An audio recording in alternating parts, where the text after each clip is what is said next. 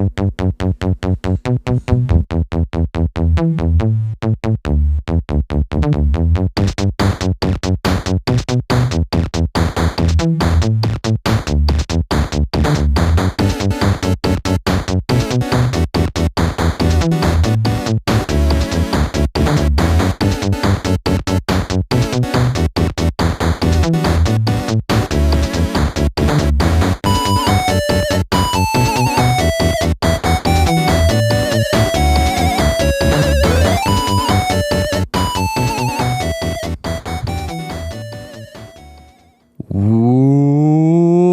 is up, everybody? Hola, hola.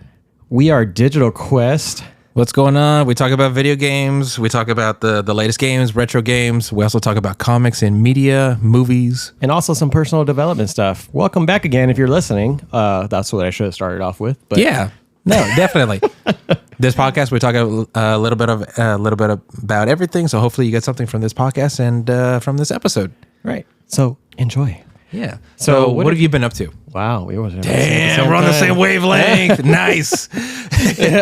Okay. Oh, you want to go first? Yeah, sure. Not too much. Well, that's a bold-faced lie. I just don't want to get into the actual topics too quickly. But anyway, I've been playing some Resident Evil 5 lately.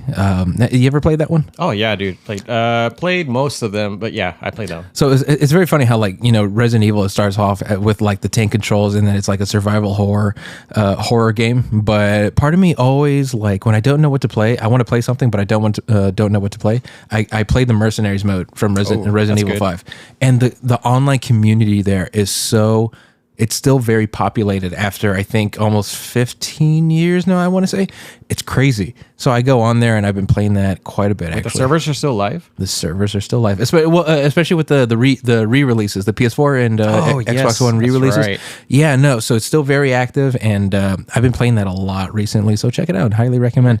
And then also kind of tangentially related to I guess some other things in this episode, I've been getting into Lord of the Rings. Oh, I don't know why. That's another bold-faced lie. I was in New York. No. Everything happens for a reason. No, I was in New York with my wife last weekend, and we were in Times Square, right? And we were in Times Square, and obviously there's a lot of billboards, a lot of like ads and stuff, and there was a lot of stuff for like Lord of the Rings. Was it Rings of Power season 2? Oh yeah. And I'm like, I haven't seen season 1. I should check it out. But it's also like I've always wanted to read the Silmarillion. I don't know if you've heard of that, but basically it's supposed to be like, it's like a prequel, but also like a compilation of like works by that was started by J.R.R. Tolkien, which kind of goes like really into the deep, really into the nitty gritty of the Tolkien Middle Earth universe. So I've always wanted to read it, and I finally started reading it by way of audiobook. Andy Serkis, the voice of Gollum, he does the narration. What? That guy, he has his voice is amazing. So many highs, so many lows. Does he do the different personas? Like he plays like different voices for each character? Yeah. Oh, dude, that's awesome. Yeah, he does different. Yeah, like very like, and then for other ones like no.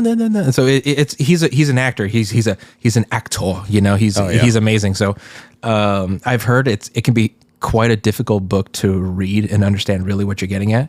So, but people say that when you do it in an audio format and then you have a voice which is just so captivating and you want to listen to, it helps with the retention. And so far, I'm doing pretty good. I'm actually following along with the characters. Definitely not the easiest book to follow along with, but I love it so much, and it's getting me back into Lord of the Rings. So that's just what I've been into. What about you, man? Well, just to make some notes on you and to start with the Resident Evil 5, and then I'll go into the Lord of the Rings. Yeah. So RE5, I just clicked in my head that I bought 6 and 5 recently for the PS4, and then so I was like tripping. I don't know why I didn't snap the thing that the servers are still live. I mean, they're still live, yeah. Yeah, that's crazy. But anytime you want to play, dude, like it's been a while since I played 5, but from what I remember, the co-op experience was freaking awesome. I don't know if they fixed this, but like if you do co-op, I think on the Xbox they gave it a Lost Planet 2 treatment where the screens didn't fully extend to the whole screen. Like there were just like some blackness on each side of the co-op screens when you would play couch co-op. Oh, okay, yeah. With couch co-op, it's not exactly the most intuitive experience. That issue still persists. However, I was playing with a friend of mine from like high school, and it's like full on, like you see your side. And, you have your side. You see your side only, and then he sees his side only. Nice. Okay. Yeah. No. So it's very cool. The graphics are amazing. Even for its time, it was freaking amazing, and they hold up very well. And it's very funny now that you brought it back to Resident Evil 5, how at first people were like, ooh, co-op, this is kind of interesting because Gears of War and all that stuff, co-op was like the thing. And then all of a sudden it's like, you know what? No, fuck you. The Resident Evil 4 was amazing because it was solo. It was a solo experience. Resident Evil 5 is a shooter. I shouldn't have to feel comfortable with a friend. And now it's kind of circled back to, you know what? I'm glad we have a co-op Resident Evil. Yeah. So... I mean, what do people want? Yeah, I mean, it's whatever you like. I mean, honestly, people are going to bitch about everything. It's like honestly. The Notebook. What do you want? I don't know. What do you want? Yeah. That's Capcom and the Resident Evil fan base right there. So Resident Evil 5, we should definitely play. And Resident Evil 6 is just as active, if not more so. Yeah. I make fun of Resident Evil 6 a lot just because of the fact that it really just... actionized the whole entire series and really took away from the horror aspect. But I mean, I wouldn't pick that as honestly, that would probably be my last one on the list, or Operation Raccoon City of the ones that I really would love to play. But just because I love the horror, that's what but 6 was pretty okay. I mean, the mechanics on it were, it was like 5 and 4, just a lot lower. It was a lot messier. Let me know what you think of this statement. This is what I've been telling friends when they ask, should I get Resident Evil 6? Resident Evil 6 objectively is a great game. It is not a good Resident Evil game. I mean, yeah, I can see that. Like if you were to slap on a different name for it and it was like different characters. That's exactly it. Yeah. I mean, I think the story is good. You got multiple. You got co-op. You got the mercenaries kind of horde mode. And the different perspectives. It's just the fact that it's a Resident Evil game. Yeah, it's really hard for me to hate a game. Like I'm not as critical as other people. Where I mean, if I'm doing a review, that'd be a different story. But like if I had to pick a game, like I'm pretty open minded for playing anything. Even if it was like a Barbie game, like if people were like talking about like, hey, this Barbie game is really amazing, I'd be like, okay, well let's check it out. But like if I would probably be steered towards it, not really, just because it's not my thing. But I wouldn't be like, no, I hate that game because it's so stupid. Now, if Ryan Gosling is playing as Ken, that's a different story. Yeah. Take me to the Mojo Dojo Casa House. Sublime. Have you seen that movie? Yes. Yeah, I was surprised. Like, not that I went into it like loving it, but it was just, I didn't expect for the story to be what it was. Subverted expectations. I was like, oh, okay. They're playing on themselves quite a bit, and they're making it. It's very meta. Yeah, I was like, okay. Yeah, but Resident Evil. Yeah, definitely. We're not going that route. Yeah, we should definitely play 5, and we should definitely play 6. And I think Operation Raccoon City's on PlayStation Premium. If this episode's not sponsored by Sony, but if you have PlayStation Premium, which I do recommend, I do think it's worth the. It is quite a bargain. It's on Premium? It is on Premium. Ooh, and the servers there are actually still active. Okay. Yeah, no, Operation Raccoon City. I like it. Yeah, to close on the 6, like the one thing that I did like about Leon's story was like his mechanics of how he would dive. He would dive and roll around and I thought that was pretty different, because in RE4 that was, I mean, I guess I could probably be seen like as part of the horror aspect. Like you just have little options when it comes to like movement, right? Because you would have to either aim and then pivot and then move, right? Or it wasn't like as fluent as like nowadays. Like the original Resident Evil 4. Yeah. Or how do you mean? Well, like when you're moving, right? So like if you're aiming at some enemies and you shoot them, but there's somebody coming at your left, like there's no like smooth movement, like you would have to like it's pivot. still tanky. It's like RE1, right? Whenever you would shoot zombies, you would have to and then turn to the right or turn to the left. I gotcha. Yeah, they make him an action hero. Like he can dive, and then he's got the akimbo guns. Oh yeah, that's right. Is it survival horror? Maybe not, but is it fun as fuck? Yes, it absolutely is. Yeah. So I mean, we should jump into it one of these days. And then on the Lord of the Rings, that is interesting to note on the audio book. So are you listening to it on Spotify? On Audible.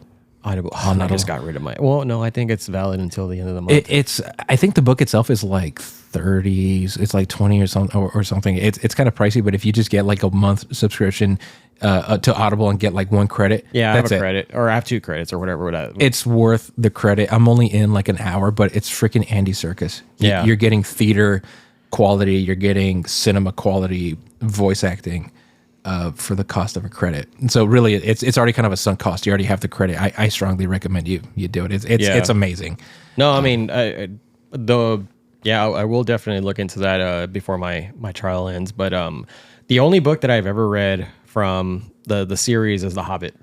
Yeah. And honestly, that was the first book I actually ever read in my whole entire life, from start to end. Yeah. Because my ADD would not let me read shit for like one line on the page. Like I just could not stay engaged. Yeah, and that's really a statement to Tolkien, who's long since passed. Like he continues to capture readers, especially like individuals like you and I, where it's like if we're gonna finish the thing, it has to be really captivating. Yeah.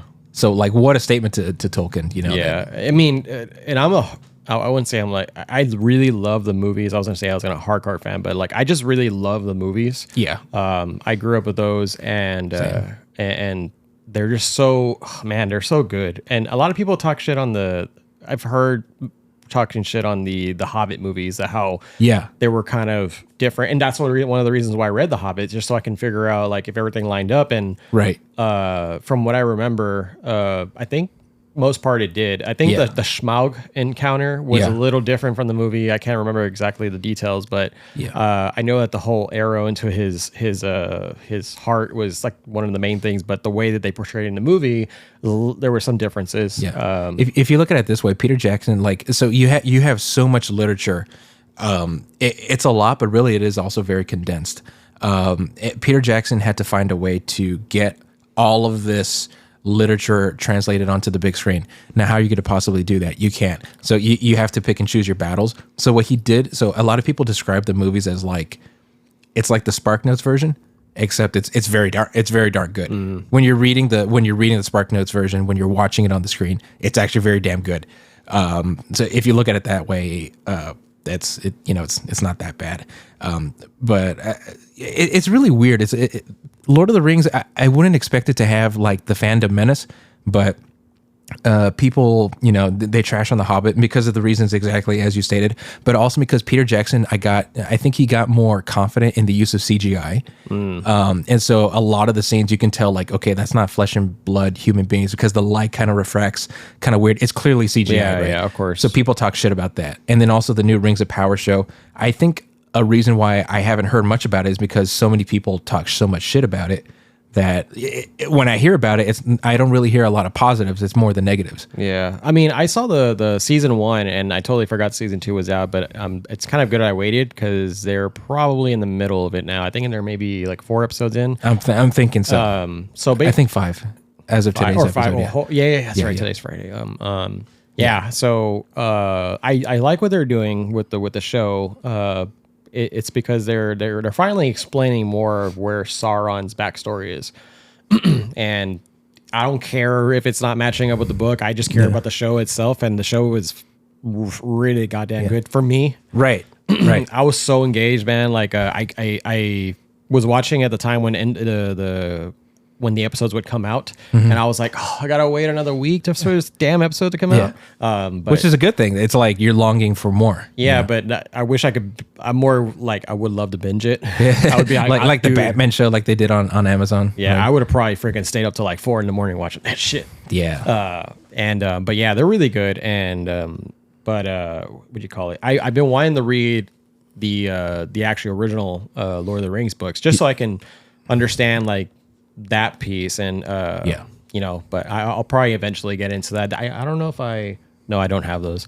They have a set where it comes with the Hobbit and the Lord of the Rings, so I may go look for that this weekend at Barnes and Noble now that you're reminding me about it, because I keep seeing it everywhere. You definitely should. I never freaking bite the bullet. I'm just like, maybe because I'm not in the mood to like read a book. But no, I mean, you definitely should, and especially with like because you're getting also into Warhammer. I guess you're getting back into Warhammer. Oh, dude, like I guess we'll talk. We'll kind of talk about that in a bit. But like you see, like they Games Workshop, they also have like the Lord of the Rings property. So that's also kind of yes, that's right. Yeah. They also have tabletop. It's like Battle for Middle Earth or something like that. Yeah. Right? That's why. So that's also why I'm like, I'm looking through Games Workshop. Because I have Warhammer Plus and I'm looking at like what to use my coupon on, and then I'm like, hold up, I can also get into Lord of the Rings shit now.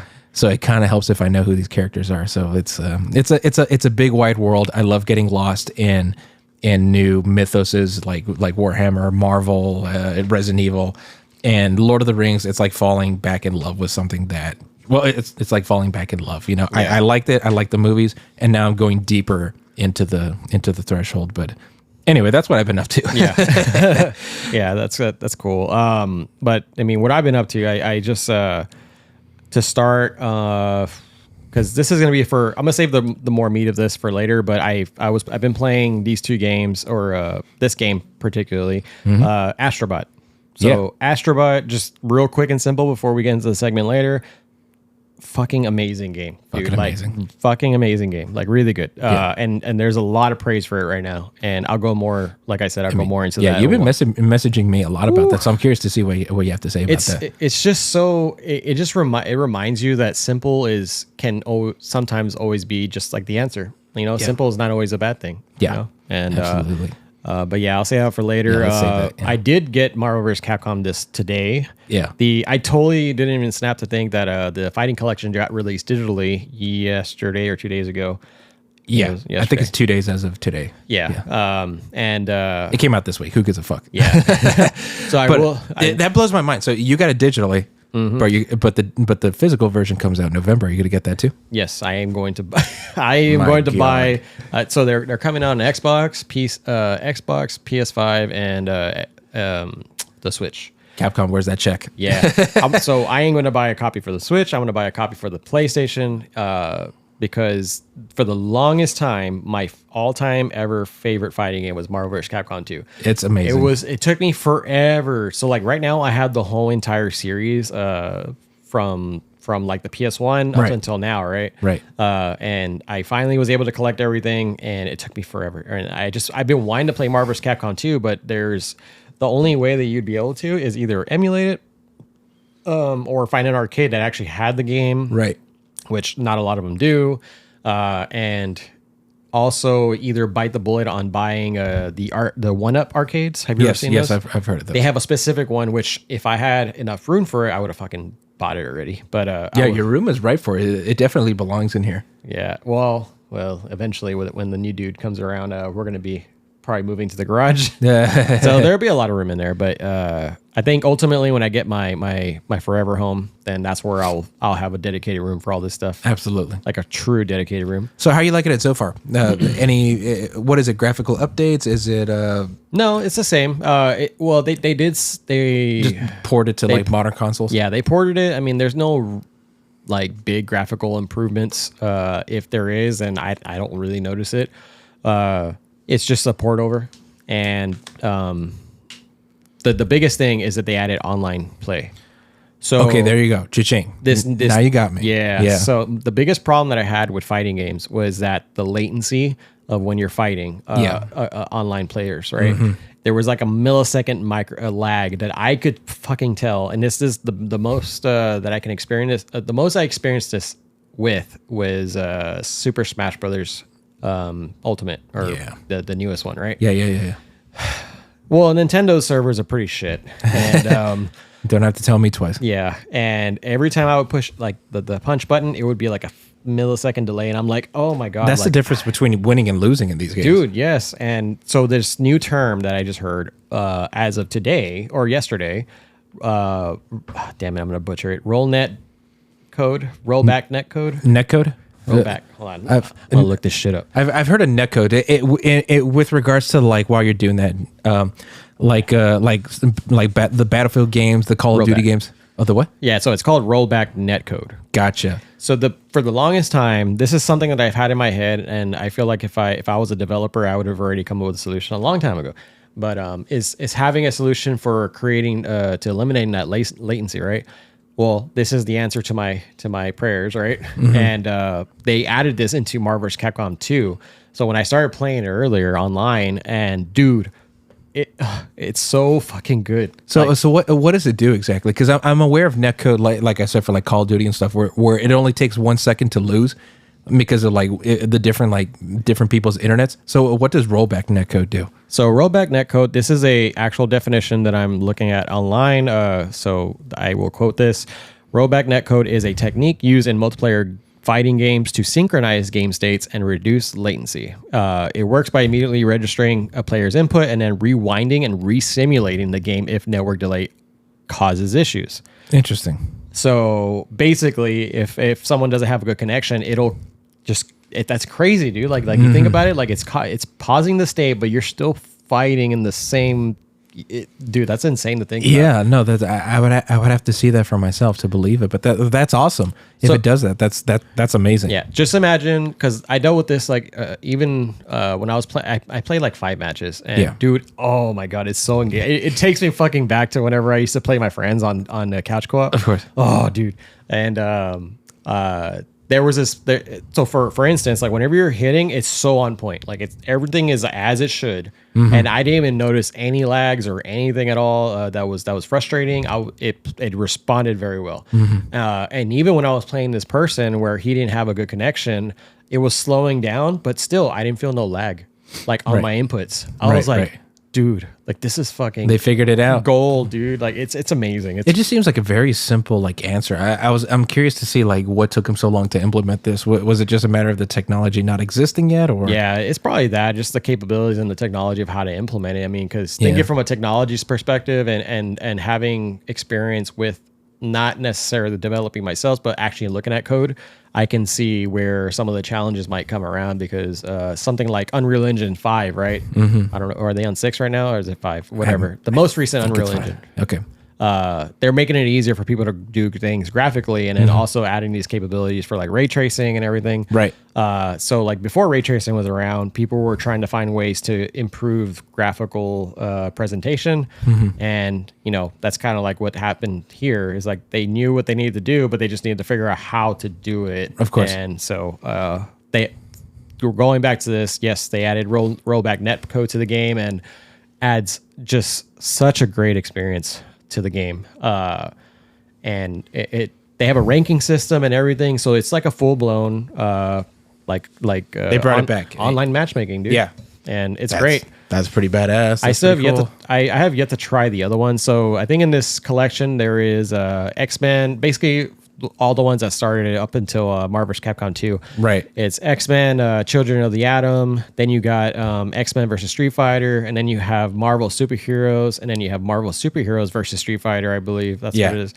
And then you have Marvel vs. Capcom, and then Marvel vs. Capcom 2. Right. And then the random one that they put in there, which is cool, but like it has nothing to do with fighting. Like as a fighting game, it's the Punisher. That's actually pretty. I'm actually looking forward to the Punisher, because apparently there's like a 2-player mode, right? You can play as like Nick Fury and Punisher. I think so. I haven't dove too much into that one. That just blows my mind, that concept. I love the Punisher, as you know, and so hearing that there was actually an arcade game published by Capcom, that kind of blows my mind. So that's also kind of why I want to get him, because obviously I love these fighting games. Marvel vs. Capcom 2 is definitely up there in terms of like my favorite fighting game. So, and Punisher it's like icing on the cake. Yeah, I didn't really like the newer Marvel vs. Capcom. I was, as sad as it is to say, because what they did is they changed the mechanics. So the button inputs, instead of it being more you trying to juggle people in the air by doing actual combos,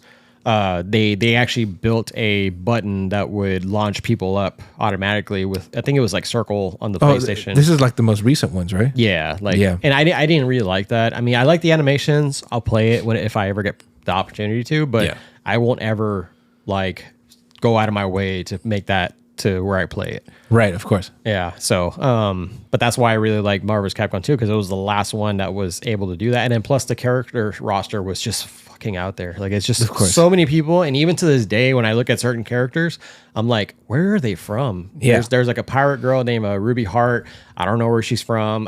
Captain Commando, I've heard of him. Yeah. But I've never seen him in any games. Right. So it's kind of cool that you get to kind of like revisit these and then learn their history and whatnot. And aside from that, they actually have like this whole art gallery, and I don't know if it's just limited to art or if they actually have like other artifacts that you can collect to learn more about the series. Of course. But yeah, just to close on that, Marvel vs. Capcom was something I started diving into today, and then obviously Warhammer. Dude, everybody's like on Warhammer right now. And we were playing that, so I think we have a segment later that we're gonna kind of shed some more light on this. On that, yeah. Which in another amazing game. And let me see. Oh, and then also I have another song in the works. Nice. Okay, tell us a bit about it.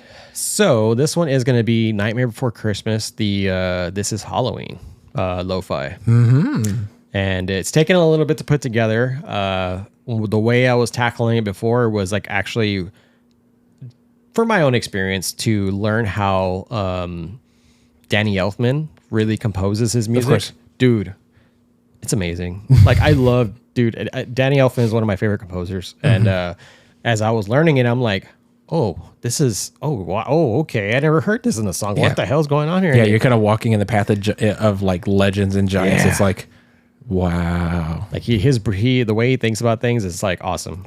So hopefully I can learn from that. And but now I'm starting to kind of take it back and like add the lo-fi aspect, make it more simplified. And but I'm about almost done. I just need to add some little tweaks to it. And just for people listening, what I'm trying to do is create 2 albums. I'm going to have one ready by Halloween season. So there's going to be a horror album, which this one will most likely be a part of. And I'm going to be doing some songs from like Resident Evil, maybe a Parasite Eve and Silent Hill, of course. Nice. And some of these tunes you might be able to hear on our actual TikTok or Instagram. Yeah, no, definitely. So, you got to check us out. Yeah, we'll so definitely put it on there. Keep an ear out for that. But yeah, that's pretty much what I've been up to recently. Very nice. Very nice. Pretty cool stuff. And then we have a long list of games coming ahead of us. We got a long list of stuff coming up. I kind of got one that I kind of want to mention to everyone. There was one I've been noticing, like, so I think I've told you I've been playing a lot of like Alien Isolation, right? Oh yeah. And how that game it's just kind of stood the test of time, so to speak, with regards to being a first person, hide and seek horror game, if you will. It's when it comes to like first person horror games, you tend to get a lot of the chase games. When I think of chase, I think of like Amnesia. I think of what's the one, the Outlast. Outlast, perfect. That is the quintessential chase first person horror game. That's good. So what kind of changed things was Alien Isolation, where actually don't run, like don't even walk. Like crouch, be quiet. Every noise you make, even the noise that you make into your microphone, Oh, that's right. Yeah. can be heard by the xenomorph. So that was always cool. So I hold Alien Isolation on a pedestal, and I've been looking for the next Alien Isolation and I think we have a potential contender. There's a lot of people who say maybe not, it's too good to be true. I want to give it a chance. And it's have you heard of the Quiet Place movies? Yes. Mm-hmm. Yeah, the made by John Krasinski. I love those movies. He made it? He made it. What? Bro, come on. My God, yes, wherever. he did. Look it up. Yeah, no, he made it. He starred in it. And so basically it's his own little cinematic universe. It's all from him. And Jim from The Office. Damn it, Jim. Oh my God. Oh, Yeah. Well, Day One is directed. Wait, no, hold on. That's not it. Hold on. Keep going. Yeah. Okay. So he is the father of this new fledgling horror franchise, and of this growing horror franchise, and they're coming up with a new video game called Quiet Place: The Road Ahead. And I've been looking at the trailers for it, and I will tell you that the initial trailers for it kind of had me skeptical, and it kind of seems like one of those cheap, video games based on a popular movie, like, So more often than not, video games based on a movie franchise tend to be pretty shitty. Okay. However, there are exceptions like X-Men Origins Wolverine, right? We know this. So when I look at it, and I've been looking at the more recent like developer reviews and all that stuff, you could tell it looks like you got a very passionate developer who really want to make the next big first-person horror game, right? Where sound is important. And so literally they had a whole episode about like they spent a lot of time researching sound, how it works, and how sound like how it what kind of sound is generated based on like the sort of material you're walking on. So if you're stepping in water, you're going to make a lot of noise. Stay away from there. If you're stepping on gravel or ground, it's going to make a little bit of noise as long as you're not moving too fast, you know. And then metal. So it looks like a lot of fun, and then it kind of shows like the reaction, like you know, if you're making this amount of noise, you're going to attract the beasts, the aliens, right? So it sounds pretty cool. And then people are asking right now, is this going to have microphone support? Oh yeah, I would hope so. I should hope so, right? So it just looks like a great game that. Could this be the new Alien Isolation? Like is what I'm asking. And, yeah. I'm really excited for it. I'm keeping my eye open on it right now. And I just want to, I don't know. What do you think of the concept of like a Quiet Place video game? Well, let's listen to it. I got the video pulled up right now. So let's put it up on the podcast. Take a look. Take a look.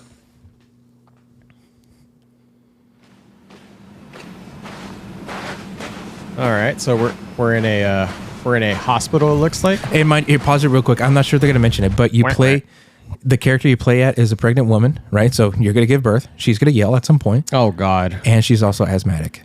Oh. So you're going to be making... Oh, they would make it like that, yeah. You are going to be making noise. Okay, that's a good... Okay, go ahead. Yeah. Oh, my God. Okay, all right. All right, yeah, so you're walking through just to illustrate what's going on. Oh. Mm-hmm. You see the monster, and then on the top left, you have your lungs being shown. Yeah. Which, I don't know if that's just like a meter to show you like you're... holding your breath. Yeah. But also the asthma, I'm guessing. Oh my God, they're going to add that aspect. Yeah, the little cloud that appears next to it. Isn't that freaky? Ooh, the graphics look pretty sick. I mean, I wouldn't say they're the best, but okay, let me take it out. They're not super sick, but like, it's great. Right. Apparently you get to hold guns and the gunplay is kind of questionable. I'll be the first to admit to you that. But like Alien Isolation is not my first gunplay. And this is going to be like a full-blown game or a VR? This is a full-blown game. Oof. Yeah, and then so you're listen to the footsteps. That's what I like. And then as she steps on different kinds of material. Oh my God, it's going to create a lot of anxiety for a lot of people. Oh. Well, I'm just hoping, I want to see how the monster reacts. Like, if you're... Like, how quick is it going to be to where it comes to you? So, you notice the difference in texture and on the ground. Oh my God, and I love that door mechanic where you kind of slowly open it if you want. Yeah, the Resident Evil slow open the door. Ooh. Like the sound design right now is, you know, it's A+ right now. Gameplay, that remains to be seen. Shut up. Okay, so you just kicked a can on accident. Dude, little things like that. Oh my God. And that wasn't a cutscene. That was actually you kicking something on accident. Yeah, you gotta watch your stuff. Fuck. Oh my God, of course. Oh. So somebody was trying to escape and it made too much noise and they got snatched. Let's see, what else have we got here? I know this video is kind of lengthy, so let's go to where all the people are fast forwarding to. Yeah, let's go there. All right. Okay, this looks like a cutscene. Yeah. Ugh. So you find that was one thing I always want to see what they really look like. Maybe I haven't seen the second movie, but was it in the first one? Did they actually show what they look like? Yes, towards the end. Oh, okay. I gotta watch it again. Yeah. The thing is that they're so fast. Like the only time you see them is when you're about to die. Because they don't have eyes; they just have good. They have super hearing. Right? They have super hearing. Right. Oh. Very, very good echolocation. This is okay. Yeah. Literally, it's the post-apocalypse. Most of humanity's dead because of these fucks.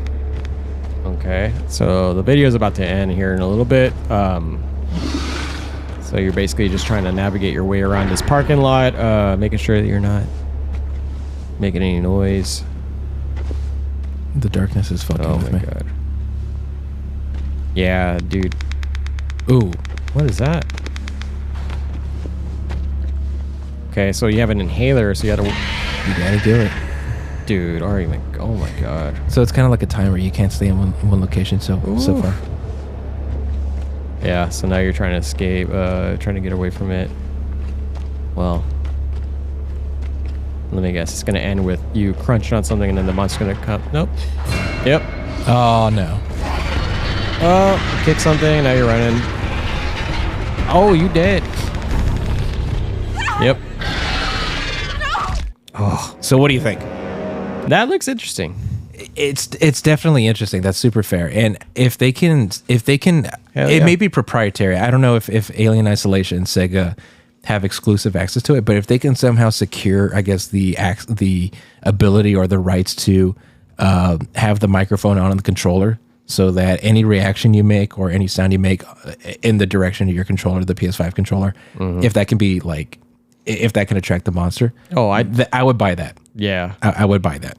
Yeah, that would be a really good use of the DualSense. Absolutely. But yeah, that's cool, man. I can't wait to check that out. Yeah, definitely something I wanted to bring to y'all's attention. But Warhammer, that's been on our mind, right, for the last couple of days. Yeah. Right. Space Marine 2. What do you think of that, dude? So by the way, we didn't really say that. Yeah, so we are in the video game segment right now. And dude, Space Marine 2. Oh my god, it's really good. It's like that's a bit of an understatement. Hell yeah. Yeah, I mean, given that I'm not really too much into the lore of what's going on, so there's a lot of things that I'm really not grasping. Yeah. Just because I don't know what. I never played the first one, but I did watch a recap, but I mean that's not gonna do much justice because it's so much information absorbed. There's a lot, yeah. And I had to ask you a lot of questions like, hey, what's this guy? Why is he doing this? And what's the whole point about this? And, no, I'm always happy to explain. But I'm very fascinated to know your point of view on Space Marine 2 because like I got it because I played the first game. I enjoyed it. I really want to know the story, how it continues of Demetrian. Titus. There you go. How could I remember his weird ass first name, but not his last name? Titus. I was gonna say Titus. Yeah. I want to know where they go with him and the accusations that he is touched by like chaos, that he's resistant to chaos. But you just barely getting to Warhammer, you got it right, and I figure it's because like you like what you saw, you like the graphics, you like the co-op. One of my favorite games that I really enjoyed playing, especially because it had a really great co-op experience, was Gears of War 2, and even just the whole entire gameplay of Gears of War, even like the most recent one, Gears of War 5 that came out, dude. On the Xbox was super awesome, man. It was so fun. Right. I just love the mechanics of it, and but with 2 specifically because the Horde mode came out.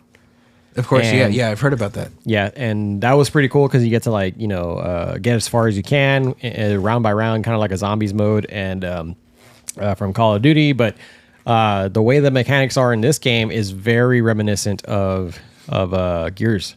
Yeah. And it's not exactly the same formula. There are some different things that they do that's actually pretty cool. Right. So like as you're fighting these enemies, the one thing I do like is that they throw a shitload of enemies at you. Yeah. And the Horde mode. Yeah. Well, the Horde of Tyranids. The Tyranids. So that's basically your main enemy in this game is the Tyranids so far that we've played. I think I may have seen some little TikToks or shorts where some other enemies are coming into play, and I was like, ah, damn it. Well, we've kind of already gotten to that point where we're like suspecting, oh, this is probably what's going to happen. Yeah. On our last playthrough. Yeah, not going to spoil it, but you are correct. There are more enemies to come of different factions. Yes. Yeah. But yeah, I mean, so as you're fighting,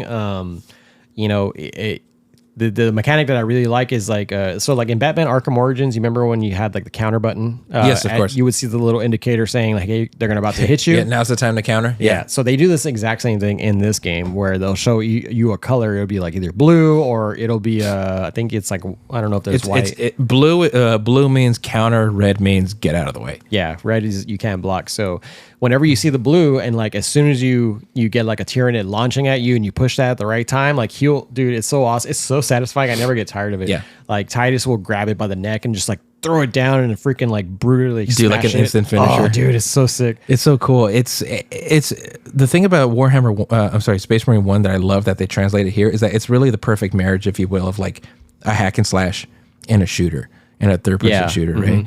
It's you shoot, but then all of a sudden they're surrounding you, and then you're like Rorschach from Watchmen. I'm not locked in here with you. You're locked in here with me. And so you switch. You put the guns away. You bring out the chainsaw. Then once you kind of give yourself some breathing room, you go back to. It's the perfect blend of the two genres. All the guns that you get, they all have like that satisfaction of. So the like kick, the kick. So like if you're using like a heavy bolt gun, you don't feel it in the controller, but like when you shoot it, you're gonna be like, oh man, like the kick on this gun is slow, and then that's the DualSense control for you. Yeah. But you feel that, and then also like your ammo's kind of runs out pretty quickly. Yeah. And so that tells you have to like really pay attention, which I need to get better at is countering, because in the system, the way that they do this is you have a life bar, then you have three little slots of armor, quote unquote armor, and it goes down as you go up in difficulty. Yeah. And so when the enemies hit you, obviously it's like Halo, right? They'll knock down their armor, and your armor will regenerate if you stand by for a little bit, but it takes kind of a little bit for it to regenerate. Your health doesn't regenerate unless you do these counters against the enemies, like the blue that you see, or just like basic hits. Like if you block it, they'll fill up your armor. Yeah. And if you do executions, I think it picks up your health a little bit. It's a kind of an interesting mechanic. I need to go back to figure out like the way it works. Yeah, it's kind of like it's the Doom before Doom. Like they instead of Tyranids, it was orcs, and they would fight you melee, and you were strongly encouraged to put away the gun and engage in melee combat. They brought that back here. Yeah, and you can bust out your melee weapon. I think so far they only have like 4. So you get like the knife, the small knife. You have the chain sword. Then you have the warhammer, the warhammer, dude. The power hammer. Yeah, the power hammer, and then the power sword. The power sword. Yeah, dude, that's what I'm using right now. Fucking love it. Dude. The power sword. Yeah, dude. It's all like lightning on it and shit, and like you're just slicing people. So not to detract real quick, but if you ever get a VR system and you get the Sisters of Battle game, I think it's called Battle Sisters or something. You can actually hold the power sword. It's so awesome to use. My God, it's like one hit kill, slash through anything. It's like the Warhammer's version of a lightsaber. But anyway, so I can't wait to use it. Yeah. So all in all, this game is like amazing. I love the fact that because it's made by the same people that did World War Z. Well, I didn't know that. Yeah, and so you'll see this because when they're on certain areas, like I said, they throw a shitload of Tyranids at you, like enough for you to handle, like way more than you can handle. Yeah. And there are parts where they're actually below you on a different level, and the way that they get to you is like they have to stack on each other in order to get to you. Yeah, like World War Z. Yeah, like exactly. Literally like and World War Z. That is where you can see a lot of the mechanics behind that. I never played World War Z, but I've seen... You have to. I've seen gameplay on it a long time ago, but the whole stacking thing is what I remember is like they stack on each other to get to you, and then and you having to like tear them down so they don't reach you, because if they reach you, you're gonna have a hard time fighting all those at the same time. Yeah. And it's so satisfying just shooting into the little, like the very base of the pillar. Fall. Yeah. The mechanics, they're just like they're falling and toppling over each other. It's fucking great. Yeah, I like seeing them accumulate, keep going, and then you pull out a grenade. Grenade out. Yeah. It's just so satisfying to see it. It is fucking annoying, dude. Like there are these enemies, and it's not that the game is annoying. It's just that these enemies are just so on point with you. They spit acid at you, Yeah, and you are constantly under fire. Yeah, so you're always having to move. Luckily, you have a dodge move where you can just like easily move, shift from left to right, and roll and everything, kind of like Gears of War. Yeah. But yeah, you're just like always constantly moving, and you just have to make sure you just get out of their way. And then, but yeah, I mean, it's a really fun experience. I mean, especially when we team up together and try to tackle on the story. Fuck yeah. I can't wait to get to actual like multiplayer PvP. Yeah, that's gonna be cool. We're gonna knock some heads, especially. Like it's going to be very cool. I want to see like what I hope is that you like the game for what it is, but also hope you kind of use it as an opportunity to get more into Warhammer, because I see a lot of people customizing their Space Marines. Like they get with their buddies of friends and they customize themselves as like a particular chapter. I'm very curious to see what chapter we end up going with. So that's what I'm looking forward to. Like again, I'm the lore guy. I'm the fucking be the unicorn chapter, rainbow fucking shit. We will find one that works. Yeah. Like the unicorn. Yeah, no. Like I'm the fucking nerd, so I'm very curious to see which chapter you want to start. Or be a part of. I think. And what is that funny that I made? Because everybody's all like for the emperor, and I was like for the queen. Yeah. I'm like, I don't know this, brother. Heresy. Yeah. My God. No, but yeah, I mean, it's good. So I can't wait to play some more. I was stuck on Astro Bot for a while, and I finally, and that was the only game that I platinumed. Right. I was so stuck on it, but now my full attention is on Space Marine 2. So I don't think I'm gonna be meeting it for like it's probably gonna be until Silent Hill 2, honestly. Yeah, no, definitely. I was honest to God, I kind of feel bad about thinking about this because I'm happy I bought it. But I thought about skipping Space Marine and just going straight to Silent Hill 2. I'm glad that you convinced me otherwise, because it's such an amazing game. It deserves, like, Games Workshop is not a small company by any means, but it deserves your money. Like, if a company does something right, give them your money, you know? Like, there's a lot of love, work, and attention that just went into that game. I'm glad you convinced me to get it, man. Yeah. I didn't know. That was awesome. What I shared on our Facebook page was that this article came out from IGN saying that Space Marine 2 was so fast in sales that it surpassed the likes of Doom and id Software's games like Quake, Doom, Wolfenstein, and all that stuff. I was like, holy shit. Even the classics. Like, just, this is a Warhammer game that not most people really pay attention to, or Warhammer in general, people don't really pay attention to. Yeah, no. The public doesn't. The common public. And but people like us, we keep track of it because we know about Warhammer. Yeah, we're starting slowly getting into it. Yeah. The hype got this far out, and when I saw that article, so I posted, I'm like, I'm glad that they got it because they deserve the attention. Yeah. They don't get it recognized as often as they should. And that's what I brought up to you. So like on this because I noticed something is the chain sword. Mm-hmm. So when I saw it, I mean, of course, it's one thing when we play with figurines and you can imagine how it works, but like seeing it in gameplay and the way it sounds, I'm like, do you think Gears of War may have ripped off the chainsaw because they have the chainsaw lance?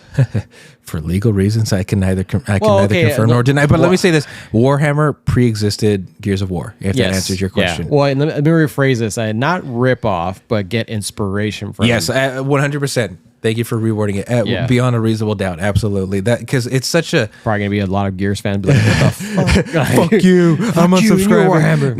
No. It's inspiration. Maybe we'll talk about this later. But like, inspiration is a good thing. It's good to have a good thing, and then for another entity or person to come along and to say, you know what, you have a great idea. Let me take that, sprinkle my little thing in there, and see if I could do something different with it. And that's absolutely what they did. The chain swords do not shoot things. It's just a freaking chain sword, which is a novel concept in of itself. Gears of War took that and attached it to like the bottom of the gun, right? I think. And it's so basically like a bayonet. Yeah. So it's basically a bayonet, but it's a chainsaw. Yeah. So is it inspired? Yes, but is it a ripoff? I'd be careful about saying that. But it's definitely the thing about Warhammer that I like, and you'll see it in this game, is that it takes its DNA comes from like a little bit of everything science fiction, Dune, Star Wars, literally everything science fiction, Terminator, Alien, Predator, even World War things, Catholicism. It's a hodgepodge of things. So if you see similarities between Warhammer and other things, that's because that is quintessential sci-fi for you. That's why I love it. It's such an amazing setting. It is literally, hardcore sci-fi. So yeah, definitely Gears of War and Warhammer cahoots. Yeah. So I'm looking forward to getting more into the story and learning more about the Ultramarines. And even though I don't know why I'm so driven towards the Necrons. Maybe because I finally learned about their history since I bought the remember we bought the Magic decks. Yes, of course. So that was my first and only time. Sad to say, because I have the fucking Necrons and I play with the Necrons. We do need to play that. Yeah. We do need to play that. But I wish, so I like the story behind the Necrons, how they used to be a civilization of people, and then they made a deal with the devil, basically, and they turned into their bodies into robots, right? And as we've talked before, not every, are there really any bad people in the universe, or everybody just has their own motives? Yes. Like, everybody has their own motives to survive. And beliefs. Pretty much, right? Yeah, and so everyone thinks they're the good guy. Yeah, and they're doing bad things, and they're conflicting with each other. Yeah, so that kind of brings a unique aspect to it, where he's like gets you to rewire your brain about like the who's good and who's bad and whatnot. But yeah, I wish they would make a game about the Necrons, like a game like this, which they are, but not like this. It's going to be more of a top side. It was like a top view. Game that's going to involve I think it's the Necrons and also the I can't remember the other faction, but it's getting released on Steam. It's a part 2. That's a part 2 of it. I forgot. Shoot, you're gonna have to make me look it up. I will look it up right now. I was gonna say I showed you the trailer. It was showing the Mechanicus. There you go, Mechanicus. There you go. Yeah, no. So you definitely have that, but immediately when you said top down, and is it a top down? Is it top down, right? I think so. I think it's like a strategy game. Yeah. But I was gonna say if you want like a top down like Warhammer game where you can play as the Necrons, like you can actually play as the Necrons, Warhammer Dawn of War, highly recommend. In fact, so I think Space Marine 2 may be the best 40K game I've ever played. That's very speculative. I can't really say anything because I've never played anything other than this one. But I was gonna say immediate second place would be Dawn of War. You need to play Dawn of War. Especially if you can get all the mods, the Total Annihilation pack, the Ultimate Mod pack. It's amazing. You could play as the Necrons. Oh, nice. Yeah. So I'm looking forward to that one because it's been a while since I played an RTS. Yeah. So I wouldn't mind playing it, but yeah, man. I mean, I really hope later on they would make a game like this, like in this type of game where. Not only are you fighting Tyranids, but you're going to start fighting other factions, or we might never know. They might come out with a patch or a new update that's going to involve other factions, or they might pop in this game, and I'll be like, dude, that would blow my mind. I'd be like, yes, yeah, no, yes! They got that. They already got their year season pass kind of. There's clearly a roadmap, but it's also vague and ambiguous, so that's got me excited. They're coming out with a horde mode, you know that, right? I am so excited, dude. So I don't know how that works because if there's a PvE, I thought PvE is already a hard mode, unless that's just gonna be mission based. I think it's mission based. Oh, okay. I may be wrong, but I'm pretty sure it's mission based. Yeah, when I saw that horde mode, I was like, oh, it's taking me back to the yes. It's such a. I think IGN said this, so I'm going to steal this. I know my favorite YouTuber mentioned this. Penguins Zero, Charlie. It's like the perfect Xbox 360 game. It looks like it's something that was taken from the 360 era and it came out today, but it has a fresh coat of paint that makes it look beautiful in modern consoles. I think that's a very true and accurate statement. And it's a beauty to behold, and it feels good playing. Like I didn't get bored. Yeah, it's so good, dude.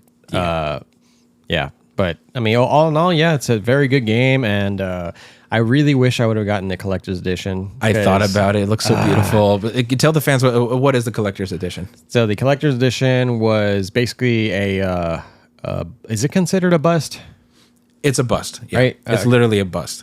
So it's a bust of Titus really like choking a Tyranid in his hand and like a pool of blood. Yeah, and a pool of blood, and it's only half his body. It's I don't know how big it is, but that's basically what it is. It's half of Titus's body, and it's like a bunch of blood below him, and he's grabbing like hold of the Tyranid. Yeah. It's like a really, really well done piece of art. Definitely, it's awesome. And that was going for like what, $249? It was going for like $249. Yeah, I should have fucking just bought it. $249. So I guess that kind of begs the question, like, is it worth it? Was that a good pre-order bonus? And like, what do you look for in your pre-order bonuses? Because I'm very curious to see, like, what's your approach to, like, should I get this? Should I not get it? What do you look for, man? Yeah, that is good something good to talk on, because nowadays there's not a lot of good collector's editions like there were back in the day. But yes, I would have.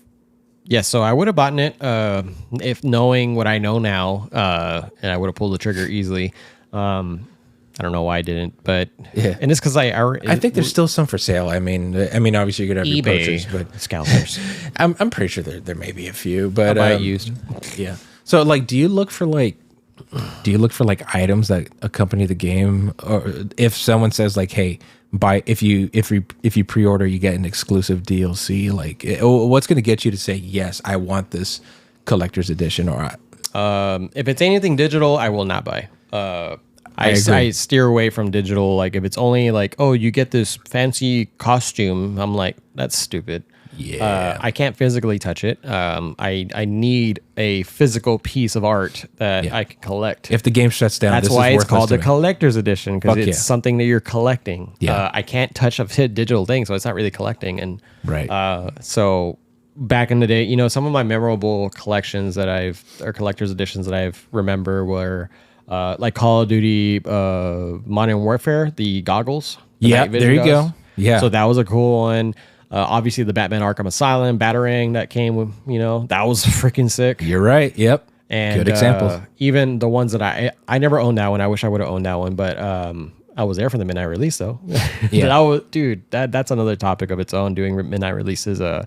But the Batman Arkham City, I think I still have that one. I have the black and white Batman where he's kneeling down and it's like a little statue. Right. And then I had the one from Batman Arkham Origins, which was the Joker on the table and had like this whole setup with him. And see, like that kind of stuff. That it's awesome because it's like a physical piece of thing that you could throw up. And even right now, I'm looking at the Liu Kang. Like that Liu Kang, even though it might have been a little bit too expensive for its price point, but it's still cool. I mean, and then also you have the Mortal Kombat next to it, the Sub-Zero and Scorpion. That was honestly one of my favorite ones. It's badass to look at. They're like little bookends where Scorpion's throwing his little spear through the wall, and then on the opposite side, Sub-Zero getting impaled by it. Yeah. Super awesome. And definitely pretty cool. But yeah, I mean, I wish people would do that more often nowadays, but I totally understand the way that the economy got hit during COVID was obviously, resources were limited. Even that's kind of impacted now the supply chain, and you have people just not investing that much anymore in this kind of stuff. So you'll see a lot of, what do they call it? Like a gold edition or, stuff like that. So what's really pissing me off? The game that I'm looking forward to the most, Silent Hill, all of their deluxe editions doesn't come with jack shit other than new DLC. Exclusive DLC. Yeah, the all season pass, right? Yeah. Like you don't ever have to pay for all the DLCs. Yeah, all of that's completely worthless because if we've paid attention to the gaming industry within the last 10, 15 years, more than likely the game that you're buying today is going to be remastered in a couple of years. So this exclusive DLC shit that you're promising me, I'm probably going to get added onto my purchase like a couple of years from now, right? Yeah. And then also exclusivity shit is bullshit, or at least it tends to be, because it's going to be released as part of the season pass or as a separate like purchase. Like Resident Evil 2 remake and 3, especially 2. I think 2 may be one of the best games I've ever played ever. And the remake. Yeah. Well, both. Let me just before the fans started like, well, excuse me, you didn't make it clear. No, both. But the second one, the remake, if you pre-ordered it, it came with the original soundtrack, which is amazing. And that's just having the original soundtrack is freaking amazing. Having the original costumes, having like the gun, Albert Wesker's gun, Chris's gun, Leon's original gun. Wait, is this digital content? This is digital content and exclusive pre-order bonus, which I'm like, you know what? Really, the main selling point was the original audio. And I thought I drank the Kool-Aid. I thought it was exclusive, and then next thing you know, as soon as the game comes out, PlayStation Store, $4.99, the exclusive content. I'm like, you motherfuckers. I know. You just wanted to make sure I locked in my purchase. Like I felt kind of cheated. I was promised exclusive content. I was promised a reward for, you know, giving you a part of my money early towards this game. And I just got something that I could have gotten later anyway. Didn't they come out with a physical version where it had like Leon? Oh no, or is that for? They didn't have like a physical collector's edition with Resident Evil 2. Let me double check that real quick.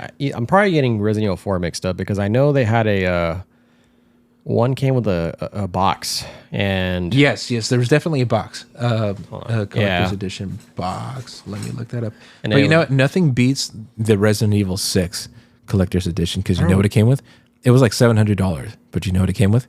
Leon's jacket with an authentic, like replica, but like wearable replica of Leon's jacket.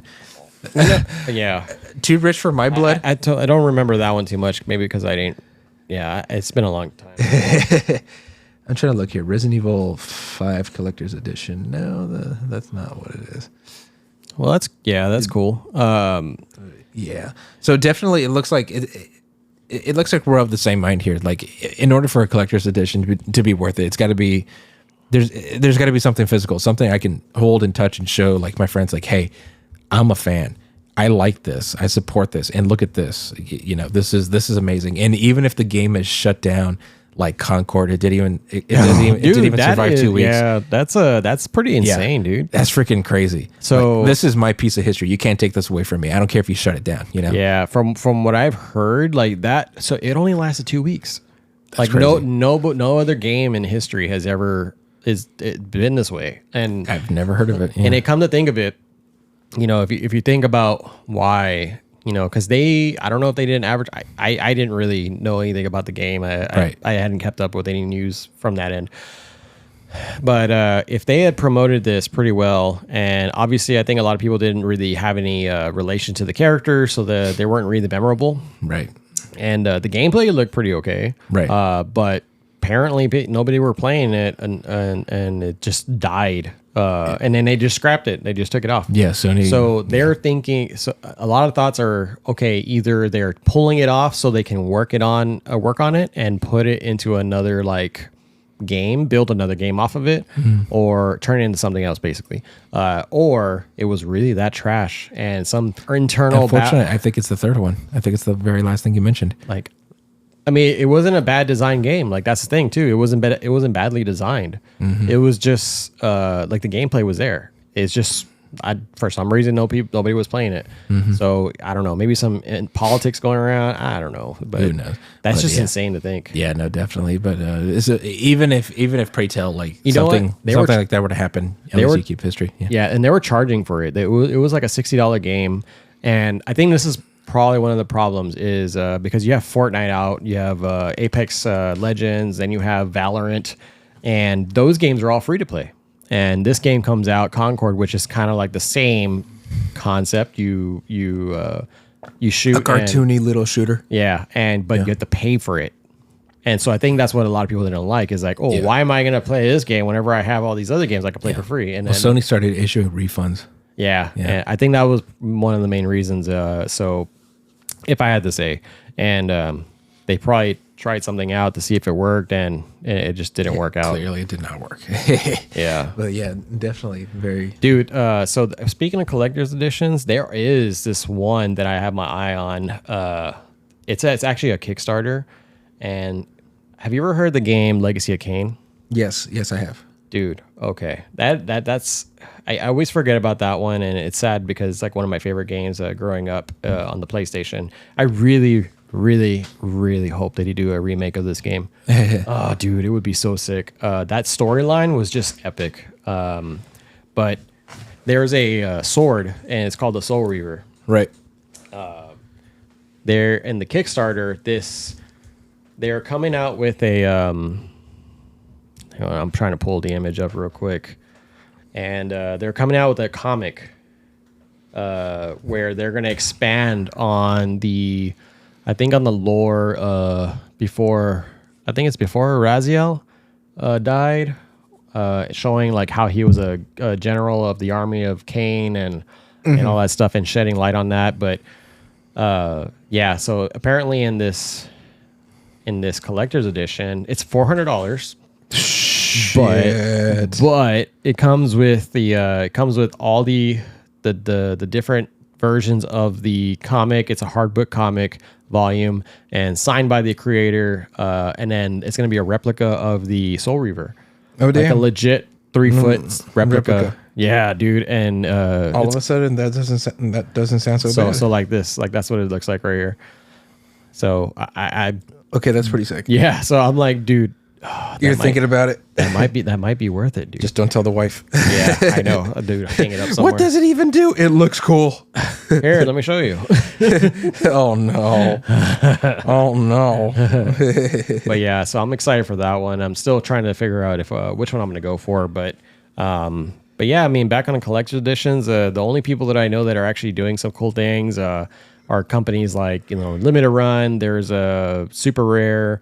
You got there's some other ones that I've seen at that are basically just the same type of concept as everybody else. I am 8-bit, and that's cool. They're trying to keep that alive, but I don't know for how long that's going to last. I mean, eventually digital is just going to take over, and it's going to be the way it is.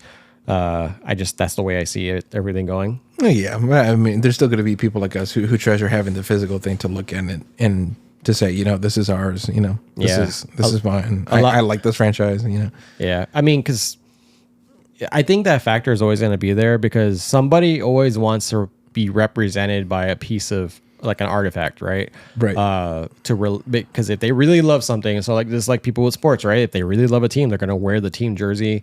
If people really love a video game, they're going to wear the shirts, the merch, anything they can do. Right. You want to represent. They'll get tattooed. I have tattoos of Sonic, dude. Like, I mean, I fucking love Sonic, right? Like, I mean, I want to show that I love the game. That's always going to be a factor. It's just, how are they going to incorporate it when everything goes digital? And this all goes back to the NFTs, the non-fungible tokens, where they're trying to test out the waters here. And it's not so fleshed out right now, but the whole concept is supposed to be you having a unique piece of art. And I think eventually when they refine that, that'll probably be the way that people can relate to it digitally by showing people they have it on their phone or on their whatever device and stuff like that. But you still can't use it. I mean, unless I don't know. That's they got to figure that out. It's an interesting debate there. But yeah, I mean, so I did forget to note one thing in the beginning section of this. Terminator. Yeah. So Terminator, the anime. I know this is a very big segue off of the video games, but dude, I just had to freaking bring this up because Terminator, dude. I totally forgot about that. Yeah. Fucking got to watch it, dude. It's amazing. I think I'm on episode 4, but I will tell you, I like what I see. Yeah. Tell me what you like about it. Dude, it's great, man. Like it sheds a lot of, it explains a lot of things. I don't know if it's considered canon or if it's just like a spin-off story, but I think it is canon because it kind of explains the same story as what you've heard in the past. Obviously the reason why the Terminators are going back so they can stop them from revolting the humans and so that the machines can take over. Right. But it all revolves around the person who created Skynet, which is forgot his name.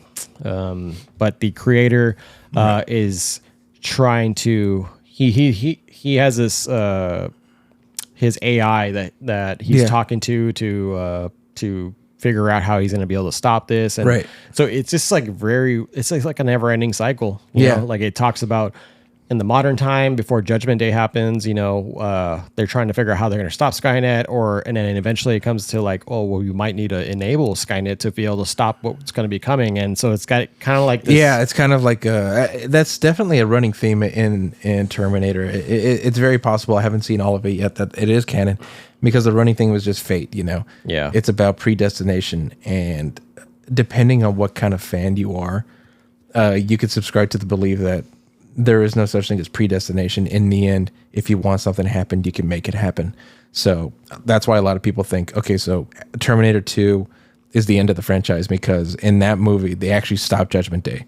Yeah. But then if you want the series to continue and then you get into Terminator 3, Salvation, Genesis, Dark Fate, that's when you have to subscribe to the idea that no matter what you do to try to prevent Judgment Day, the future is still going to happen. So that's when you get into predestination. So it sounds like this is leaning into that where it's like there is, there is an element in there. So I will say that at the very end, oh, dude, I can't wait for you to finish it because I want to talk about it because at the end I was like, hold up, wait a minute. And I'm like, hold up, did they really just do this right now? Like, they incorporated this element. I'm like, oh no. Now it gets you to think about a lot of things, and obviously there's another topic that they incorporate in there that you see a lot in modern movies nowadays. And I'll wait for you to get to that part. I don't know. Yeah. I don't want to spoil anything, but it's so good, dude. Like, everybody's giving it like high praise. Yeah, no, definitely. Yeah, I like the music. I like the tech noir music. I like the fact that it's a classic. Well, right now, as of episode 4, it's the Terminator chases and you run. That is classic Terminator. Well, what's the name of the Kokono? Right, Kokono. Yeah. Kokono. Every time he says it, I'm like Kokono. It's like when Shogun came on, I started pronouncing everything that was in front of me. Toro Namasama. Anjin. Yeah. It's just like Japanese is such a beautiful language, man. Like it's like those memes where the guys in the mirror is like 1 week after watching the show and 2 weeks, 3 weeks, and it's like you're changing every week. Ohayo gozaimasu. Yeah, no, it's such a beautiful language. You should try to just a couple of key phrases, and then all of a sudden you just feel like it's very guttural, but it's also there's a lot of respect built into the. Yeah, it's like a lot of what's that word? They're very aggressive with their tone or masculine. I don't know. Like, I guess it's very it's strong. It's very very strict. Very. Yeah. I don't even want to say conservative, but it's very respect is kind of built into the language. I like that. It's because when you hear Chinese and you hear Vietnamese and all that stuff, like the way they pronounce things. So like Chinese is a very like high pronunciation. So like ni hao ma. Yeah, like, stuff like that. And and Japanese is lower. Yeah, more lower. Everything's like yeah. Without being disrespectful at all. It just just the tonations. But I mean, me and my wife, we always talk about that too. It's like, man, like, cause she'll ask me, it's like, is that Japanese? I'm like, yeah, it's Japanese. It's so good. That's certainly a thing. Like you don't like my wife. She watches like anime, but also like. I know it's like a different word when you transition to like Chinese, and then there's a different word when you transition to South Korean based anime, but you can just tell where it came from based on the tonations. You're absolutely correct. You can kind of guess that. And Japanese is super, well, I don't know about super, but it's pretty distinguishable based on like how they're very, very. I mean, people lower. Make fun of. I mean, like like the typical like. Oh, no. I'm just crossing my arms and looking like I'm pissed off. Like that's just the way that people used to make fun of Japanese people, right? I mean, like because they're so like stern. They're so stern. And but yeah. Anyways, so Terminator, dude, I just have to bring that up. Freaking amazing. Yeah. And like as a weeb myself, it's like Terminator in Japan. What's in Japan? Yeah. So that's all I needed to get into it. Yeah. I was expecting never mind. I won't get into that. Yeah, no. But so go on to the last segment of the video game part, Astro Bot. Take it away. So the review of Astro Bot. Man, dude, this game took me back, dude. Like it really for one, this I'm actually writing a review for this right now, and it's almost done.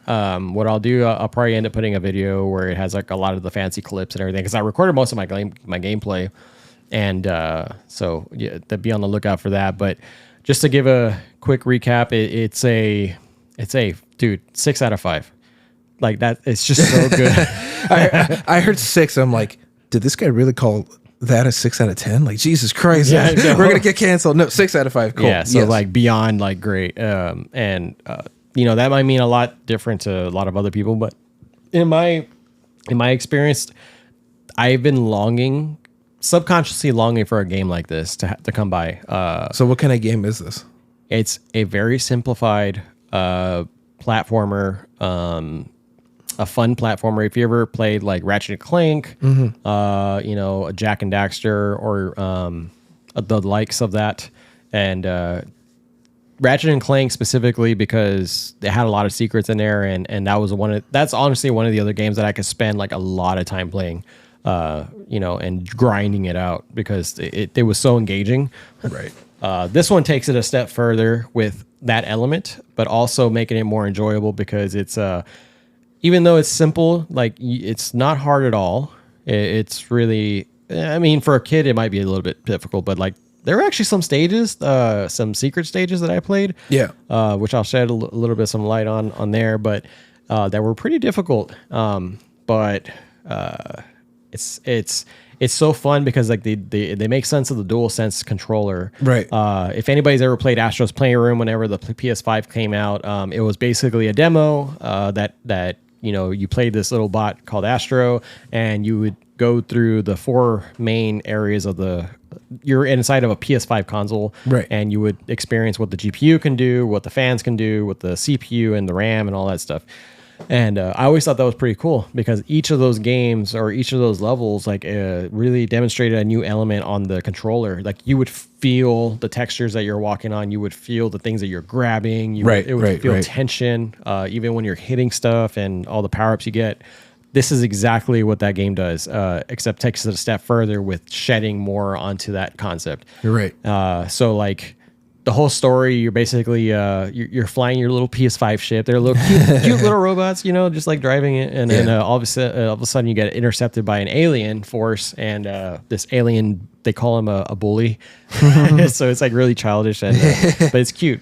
You don't overthink it. Yeah. So he intercepts you, takes all the parts of the PS5. So he takes like the plates, takes your core elements like the GPU and all that stuff that I just named earlier, and throws them all over the galaxy into like these separate worlds. And so that's the whole game. Like you crash land on this planet where you have to, also your team or your little crew of bots get spread off into the galaxy as well and lost.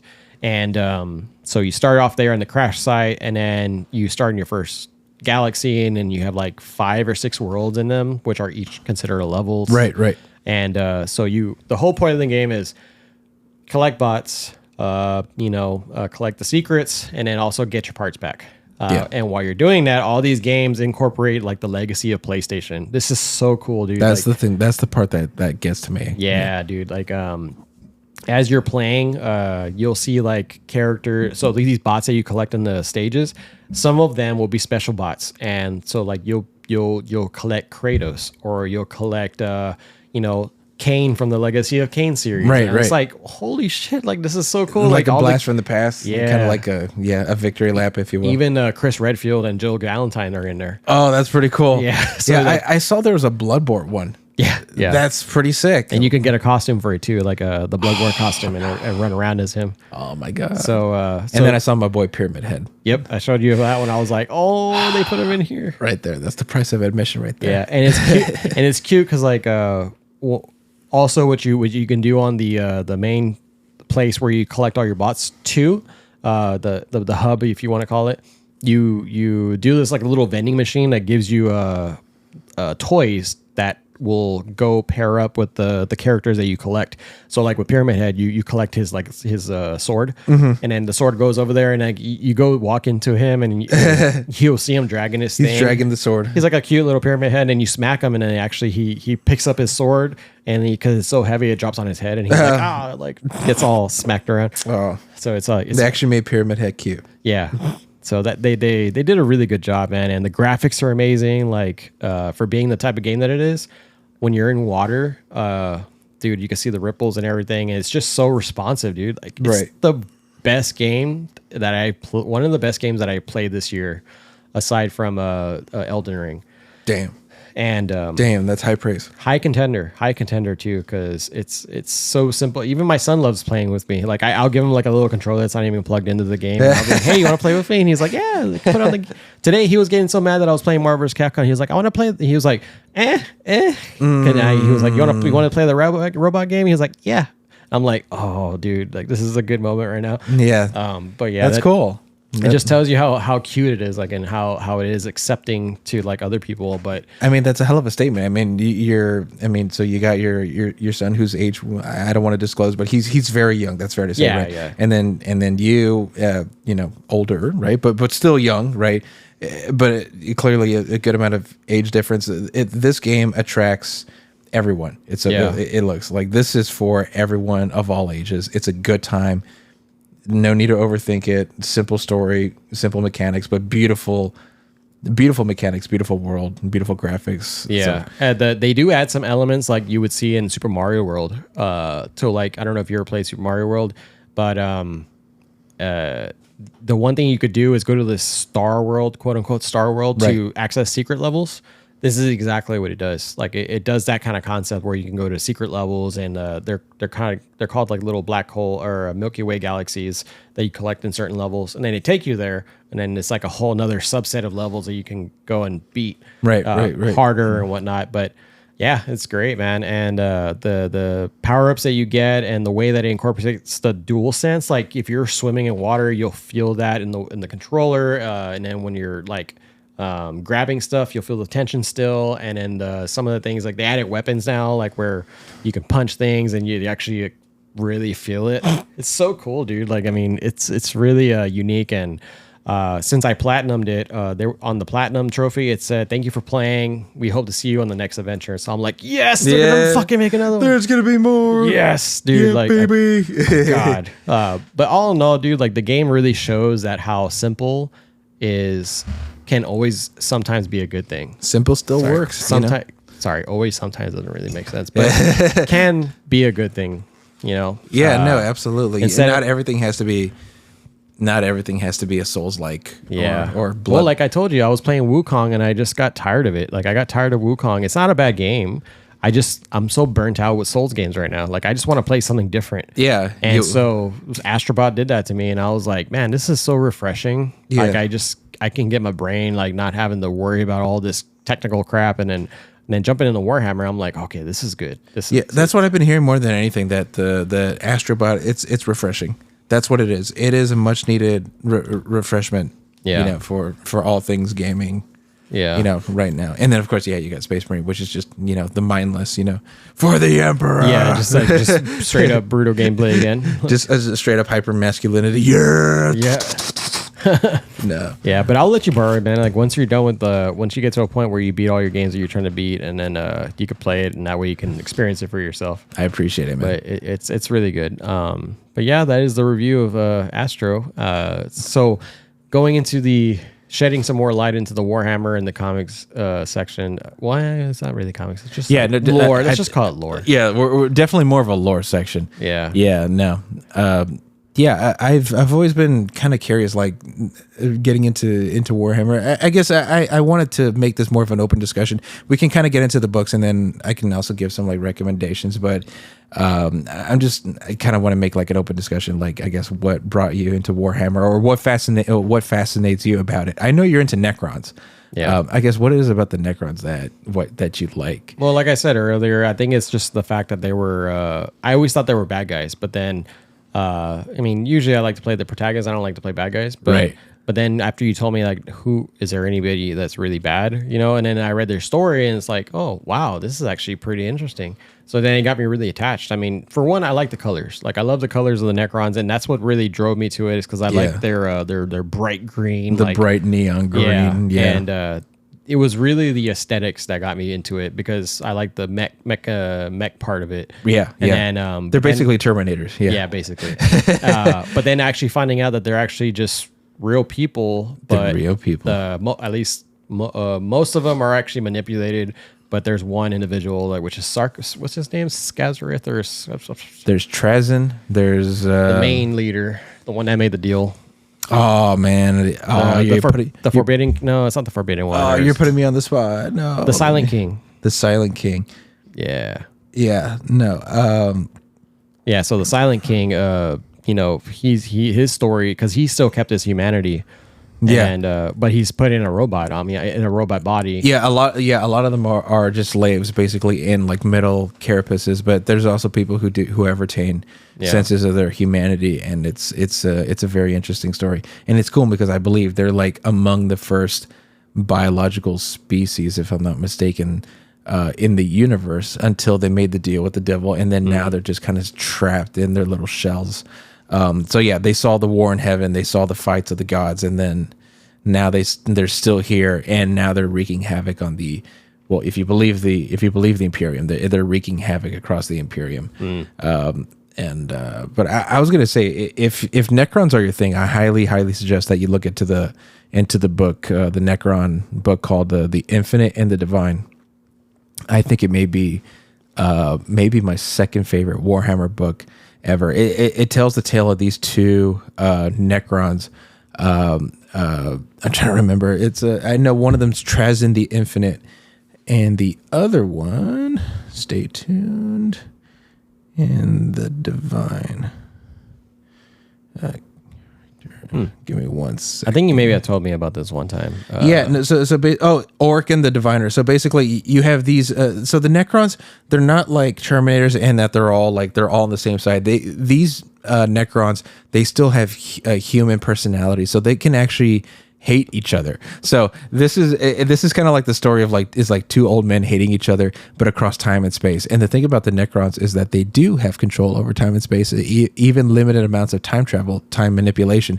So it's like hijinks between the two, but it gives you a very deep insight into the culture and the machinations and the political systems of the Necrons themselves. So it's one of the best I've read in a while in terms of like world building, but it's also, there's a lot of humor built into it. I think it's something that you would digest pretty well in.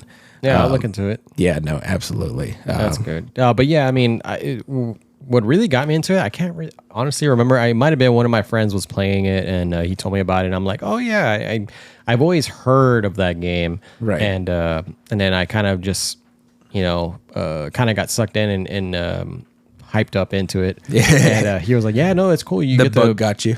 Yeah. So me and my other friend, so this particular friend was playing it, but then me and my other friend that didn't, he liked to paint things. Mm-hmm. So we're like, you want to just go and buy a set and we can like put it together and play. And then, we learned very quickly that it took all night just to put it all together and not even get to play.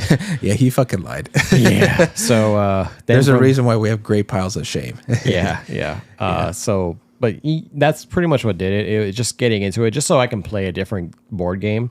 I'm a really big fan of board games. I like physically playing with things and like playing chess or just like checkers and stuff like that.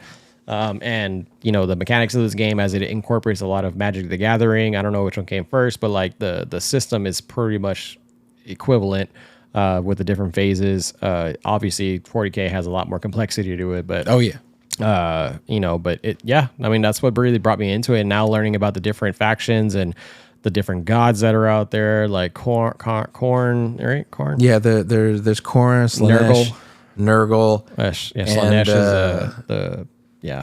Nurgle, Slanesh, and Tzeentch.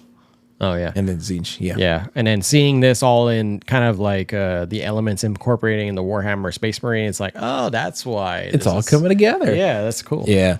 The thing that. And so me, lore. I like stories. Yeah. What brought me into Warhammer was I watched the first Denis Villeneuve Dune movie. I started reading the books and I got past Dune Messiah, and then a friend of mine who's also into sci-fi, he's like, Dune had a very big part to play in Warhammer. I think you would like it. So he showed it to me. He bought me my first box, and that was like the worst thing that could have happened because I immediately got addicted. Also one of my favorite sci-fi movies of all time is Event Horizon.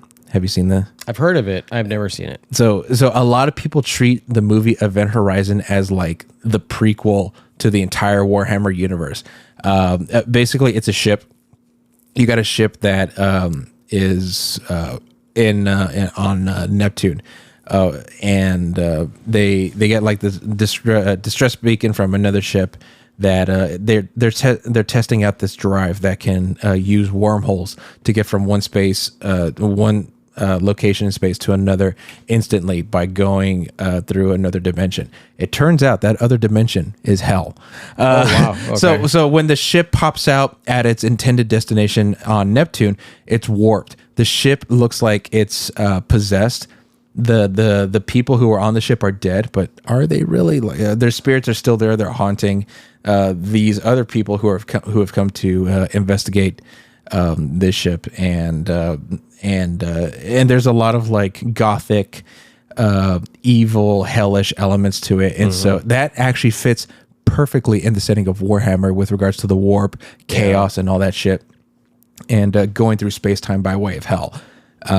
So when he told me that, I'm like, bro, I'm in. And I fell in love with the Adeptus Custodes. So you've played Warhammer Space Marine 2, right? Oh yeah. So and you play as like the Astartes. The Astartes are like these massive tall guys in their suits, right? And you see the way that these army men, they look at these Space Marines as like gods, as like angels. Yeah. Mm-hmm. The way that these people look at Space Marines is the way that Space Marines look at the Custodes. Yeah. So the Custodes are literally handpicked and they were genetically modified by the Emperor himself.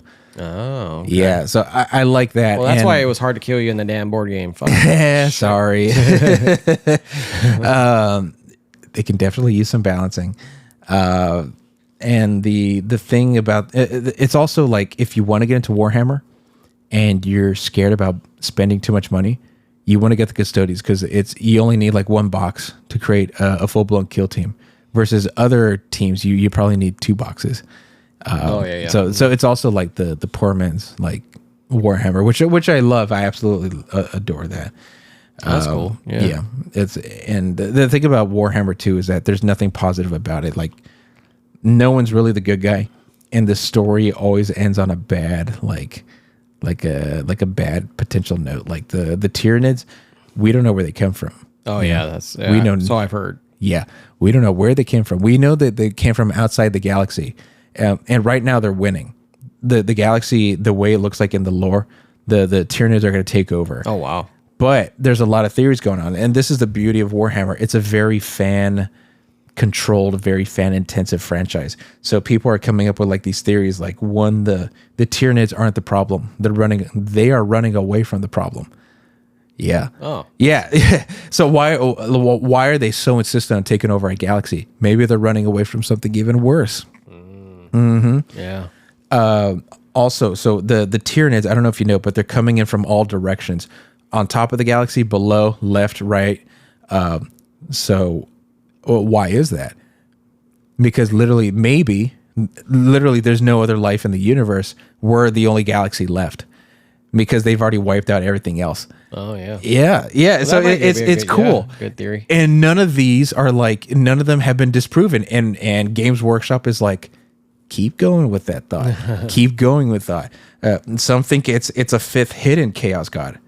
And then so a lot of the Tyranids that we're seeing so far, they have like kind of like xenomorph qualities to them. It's like they breed using the genes of their hosts and their prey. In this case, it's mostly humans and humanoid figures.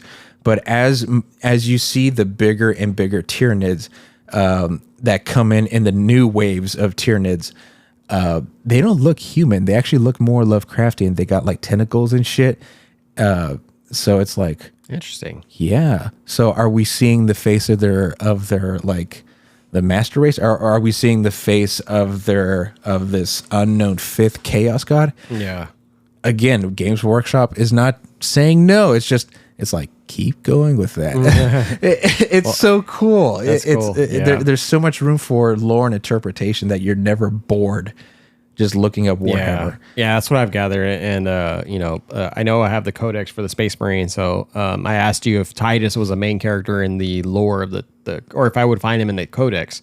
Yeah. But I guess he's like another character that he's kind of he's becoming important. He's obviously the protagonist of Space Marine. Although I did hear a reference to Gulliman. So they were like the Primarch, the children of Gilliman or something like that, and I was like, oh, he's there. Yeah, Gilliman. Yeah, the Gilliman. Yeah, the Ultramarines are the children of Gilliman. Yeah. So I mean, and the reason why I relate to that is because I have him as a little figure.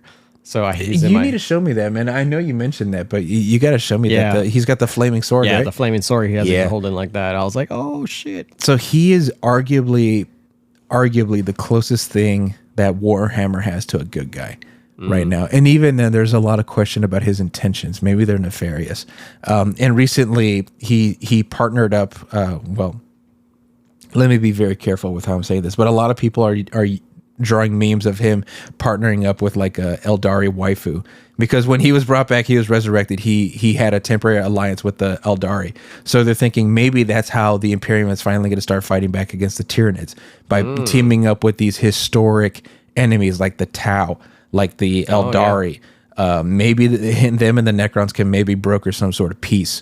That is super heresy right there. Yeah. But it's this sort of like potential open-minded thinking is very welcome, so to speak. That is, it's unheard of, and it's kind of welcome, so that'd be an interesting path to see where Warhammer goes and what they do with Gilliman, because he's currently the stand-in for the Emperor. He's currently like the head of the Imperium right now. Okay. Yeah. Yeah. So he's a big shit. Yeah. Yeah. So I'm looking forward to kind of going more through this game, and we're obviously going to have a lot more questions for you. But hell yeah. Did you see that? Well, I mean, I think I brought this up to you offline, but Keanu Reeves has a comic book called Berserker. Yes, I was aware of it. I have not read any of it yet so far, but he's in the comic industry. Yeah, I did not know that. And so I was like, dude, what? And I read up into the synopsis of what the whole story is supposed to be about, and I don't remember. Okay, yeah, if my memory serves me correctly, it was about a god that travels through the ages, and that's about it. I don't remember.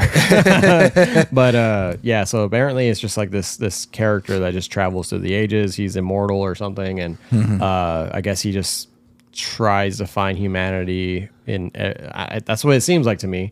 So I'm kind of interested to read it. The reason why I wanted to bring it up is just to see what you thought about it, or if you've heard anything, because probably tomorrow I'm going to go to see if they have it at Barnes & Noble or something. You should definitely. So I'll be very honest with you. I've not checked it out yet. But if you're going to check it out, I might as well check it out. Keanu Reeves, he made it, or he produced it, and it's supposed to star like himself. And I think there's talk about a movie being optioned with him starring. So it's definitely not a bad time to. So kind of like John Wick. Is that his persona now? Like that's his character? Yeah. I'm thinking I'm back. Oh, did you hear that they're thinking about potentially doing a 5th movie? With him? Yeah. Oh, did he? But he. Oh, I can't. That's remember. what I thought. Yeah. Yeah, that's right. Yeah. So potentially, I don't know. But anyway, I don't want to detract from that. But yeah, Keanu Reeves is a very busy man right now. But he still finds time to write comics. He has a cat now. They're going to kill his cat. Oh, no. No. Oh, man. They didn't learn their lesson. Yeah. Oh, my God. But yeah, no, I'm going to probably check that out on. But Venom 3.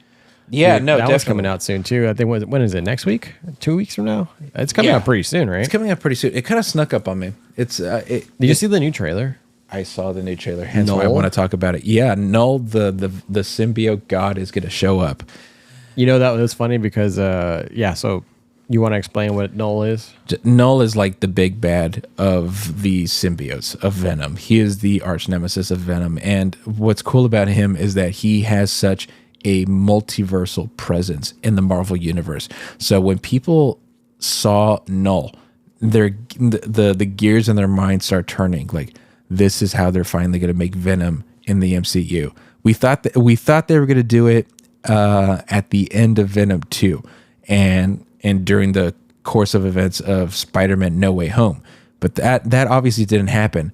Maybe what's happening is that Marvel and Sony are kind of brokering a deal on the back end where they're going to use Null. Venom and Null are going to fight in this movie. Null is probably going to be substantially weakened, but to punish Venom or maybe Venom to buy himself time to like summon a force to fight Null, he'll be sent to the MCU. That's what I think is going to happen. He's going to crash land on Tom Holland's universe? Maybe, sort of. I mean, I kind of hope so, right? Like, but I mean, he already had, so in order for that to happen, he has to wipe his memory. I mean, I don't know how they're going to tackle this because he's already attached to this particular Eddie Brock. Right. And if he gets dropped on Tom Holland's world, then he has to he's already going to know about Eddie Brock, but in the original story, I believe he didn't know anything about it. He just found this guy named Eddie Brock, and I think they're completely going. I think they're going to kind of go like off the script, and that they'll take Eddie Brock as we know him, Tom Hardy's Eddie Brock in Venom, and put him in the MCU because Tom Hardy has been very clear that this is my final solo Venom movie. So so what's with the asterisk there, Tom? Just solo. So he might be in a Spider-Man movie.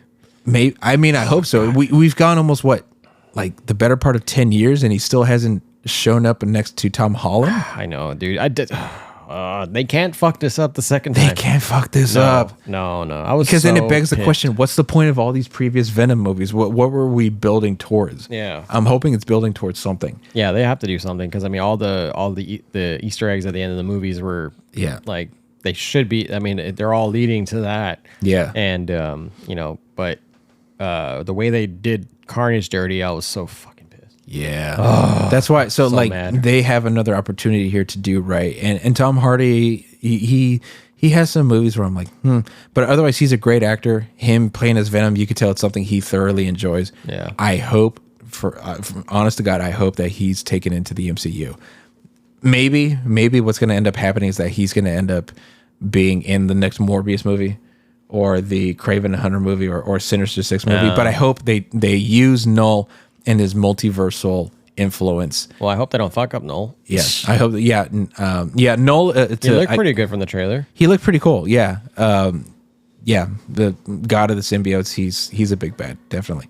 Yeah, and more specifically, he's like a god of darkness. So like he was there at the beginning of the creation of the universe. Yeah. So he was there before light was even incepted. Right? Correct. Yeah, that's from what I heard. And but it's funny because I read an article where the creators didn't know that he was going to be in the movie, so now they're asking for compensation on it. Yeah, Danny Cates. Yeah, so they're kind of pissed about that. But I mean, Noel kind of came pretty fast. Like I feel like I only started seeing things about Noel like getting into popularity in about like a year or two from here. He's been popular for the better part of the last 10 years, but you're absolutely correct. That's very soon. Yeah, because, I mean, ever since, I think it was like only 2 years back where I actually saw him sitting on the throne with the sword, and then people were making a big deal about it.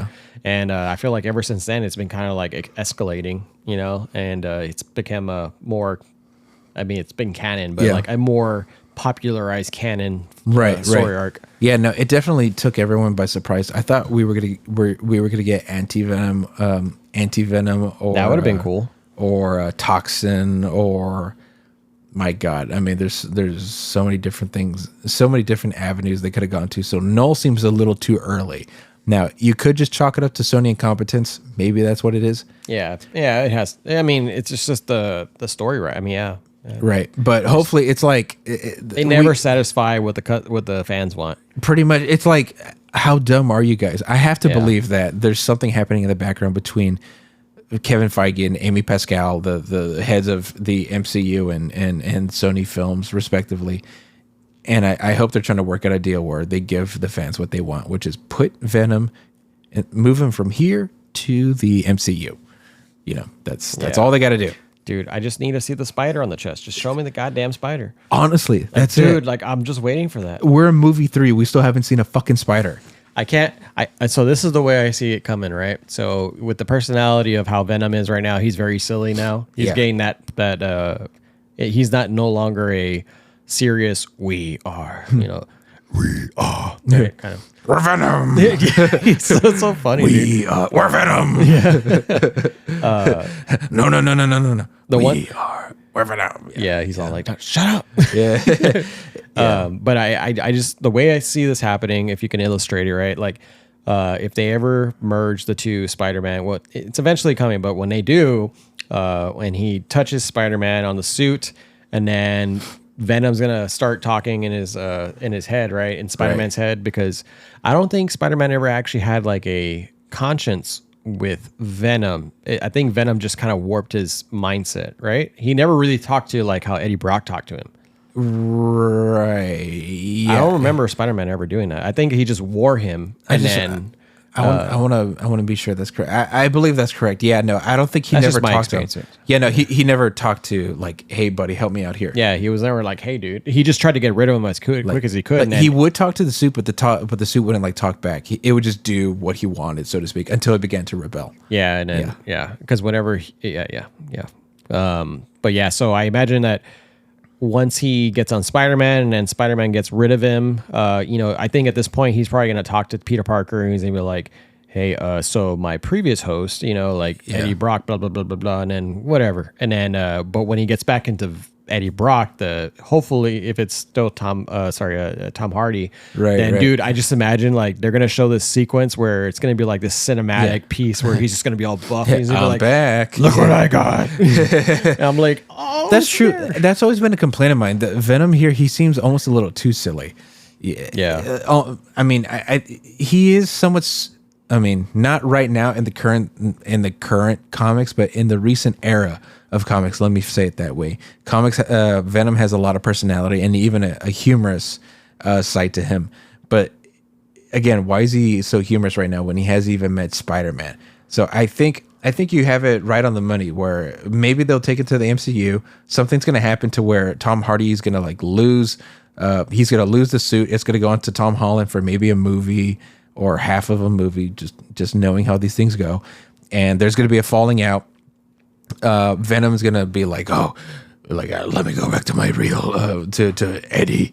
And so the symbiote now is going to be angry, and then Eddie Brock is going to be pissed at Tom Holland for taking the suit, So then that's where you get the classic, evil, Or what do you think about this? Plan B, right? Say, because they already fucked up Carnage, right? What if they fuck up this story, but instead they do it this way, where Venom completely dies, gets fucking obliterated, right? But then Noel creates another Venom to throw in another universe, which is where Tom Holland's going to reside, and then either Eddie Brock dies here in this universe, yes, and then another Eddie Brock with the blonde hair, the typical one. You know what? Yes, because Noel is the creator, right? I mean, so he can make another Venom. You know what? That actually makes a lot of sense. And they make Noel look like a good guy, and or something like that. Yeah, or at least like the new kind of like Thanos big bad, like kind of like we're gonna save him for like down the line. Yeah, but that makes sense because when Venom ends up in the MCU at the end of Venom 2, and he sees Tom Holland on the screen, you know what he says, right? No, he's like, he looks tasty, or he looks like like it's him, tasty. Yeah. So he went to that other universe because of the hive mind. It's very possible that he recognizes Peter because of the symbiote, like just going along with what you're saying, because of the symbiote that Noel will introduce into the MCU.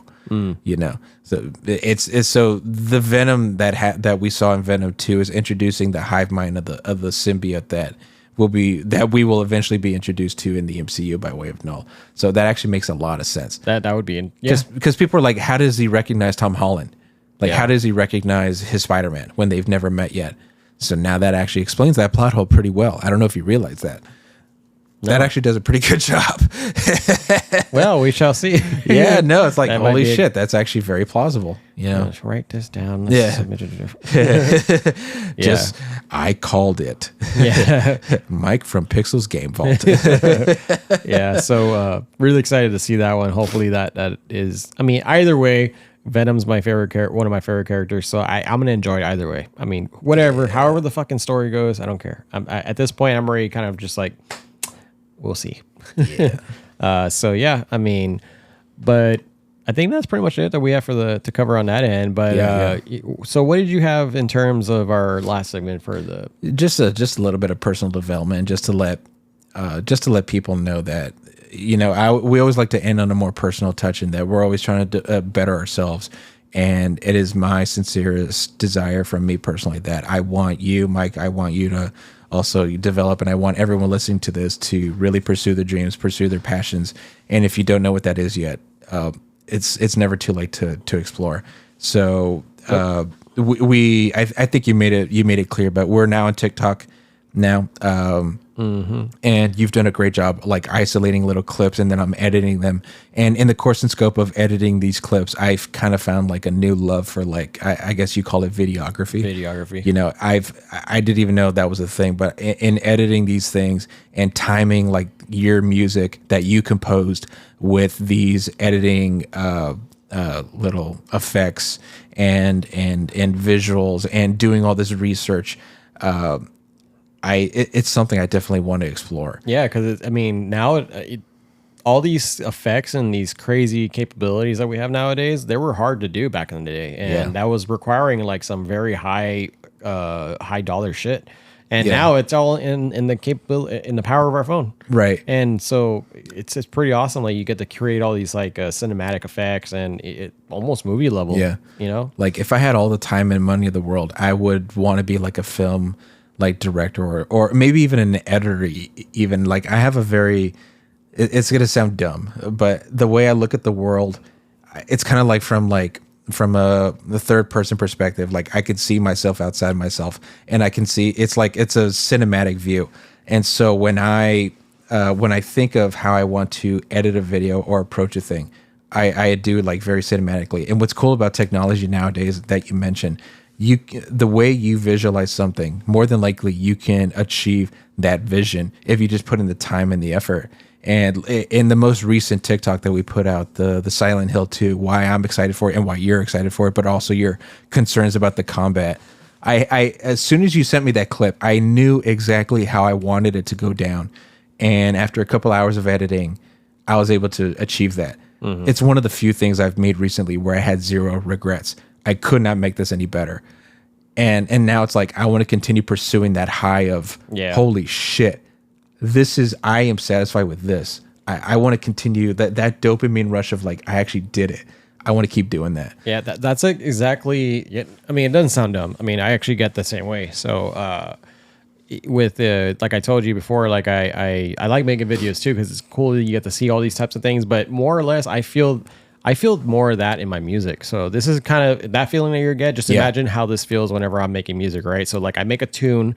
There are times when you're piecing a tune together, and then you're like, "Ooh, this works out pretty well right here." Yeah. And then at the end result, then you're listening to it, and you're like, "This is a fucking solid song, dude." Like you know, this is a good song, right?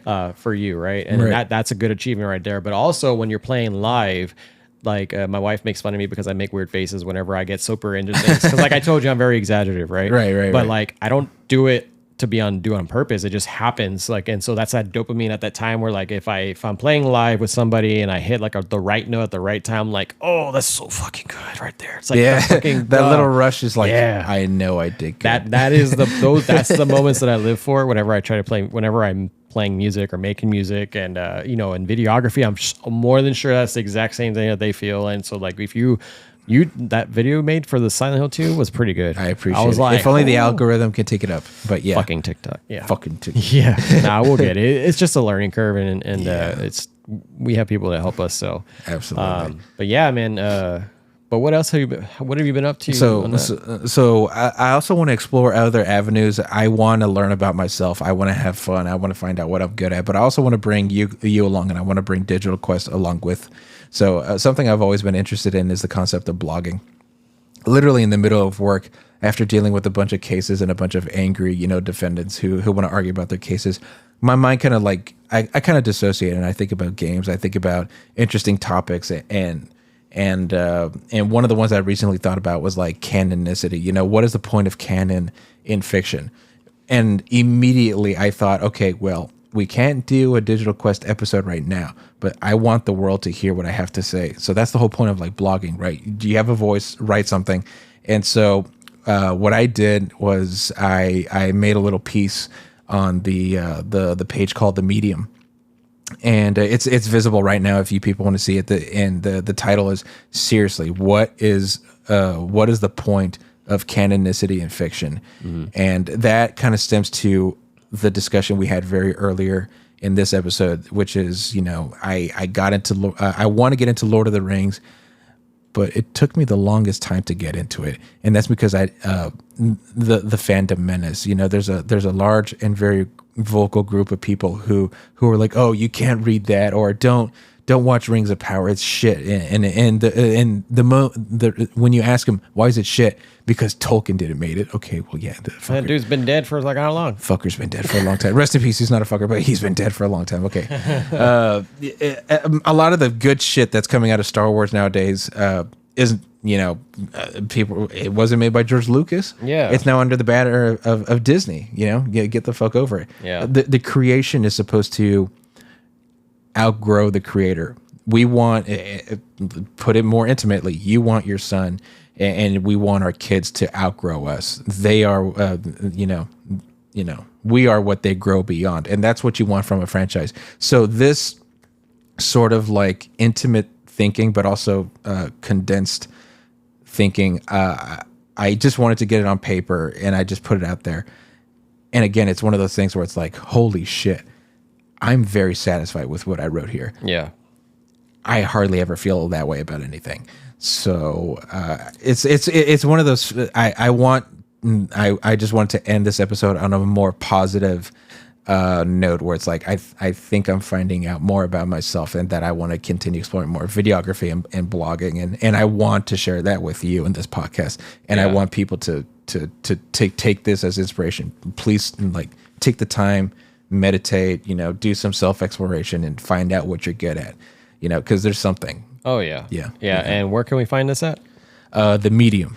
The Medium. And I'll see if I can like cross post to like other platforms and other social media places, maybe even our Facebook. But currently we're only on The Medium. That's what it's called. Yeah. Just search up Digital Quest on The Medium. Yeah, just Digital Quest. It's not like Digital Quest number. It's a Digital Quest, and then I put like new episodes every other Friday. So if you want to be more precise, and the name of the article is called "Seriously, What is the Point of Canonicity in Fiction?" Yeah. Okay. And then I go over the ridiculousness of it in the context of like Lord of the Rings. Yeah. I think you were telling me to put the Astro Bot review that I wrote up on there as well. So I think I'm going to be working on that. Yeah. One thing that I found that's pretty funny. I used to freaking hate writing essays in school, right? Yeah. I used to just dread it. Same. And ever since going through college, when I was doing my cybersecurity, what was it? Not a thesis, but it's just like on the master's program. You have to write like a big paper at the very end. It's like was that like a dissertation or kind of? Yeah, let's just call it that, right? Yeah, okay, big paper. Yeah. One thing I found, I'm like, damn, this is really good. Like, I actually have a pretty good wording process here and a knack for writing shit. Yeah. And I actually revisited that whenever I wrote the Astro Bot review. So I don't know. I'm sure when you read it, like there was a lot of terminology in there that were very advanced and in the context of how I was using it. Right. I mean, when I read it, I'm pretty proud of how I write my stuff and I think that is something cool that I don't know if I've necessarily labeled myself as a blogger, but I mean, in times whenever I need to write stuff like this, that would be pretty cool to add. Obviously you're a lot better at doing it because like you added all this more, when it comes to the way you would structure your paragraphs and everything. I'm like, oh yeah, I'm not that advanced just yet. Yeah, I'm like, I was just playing around with form and what have you, and obviously this is a joint venture. And if you want me to look at your stuff, you're free to. And I think you already showed it to me. I love it. That's your voice. I don't want to change the way you speak. And you're right. The terms you use were very, very technical, and I liked it. But it wasn't pompous. It wasn't egotistical. It's just an appropriate way to describe what it is you're talking about, which is Astro Bot. Right. Yeah. So it's all good. So I'm kind of excited to see how that's going to work. But I mean, at this point, we're just experimenting with a lot of things, and we'll see how that goes. But this will go into to the ending note of what I have to bring is, and when I say like experimentation, right? Like obviously that means a lot of things that we can be digging into, right? I wanted to talk on the whole topic of being overwhelmed. Go for it. I mean, because I have a couple of people that deal with this and that don't really know necessarily how to handle it. And one thing that I would like to explain is, when people are overwhelmed, obviously they're trying to take on more tasks than what their brain can handle.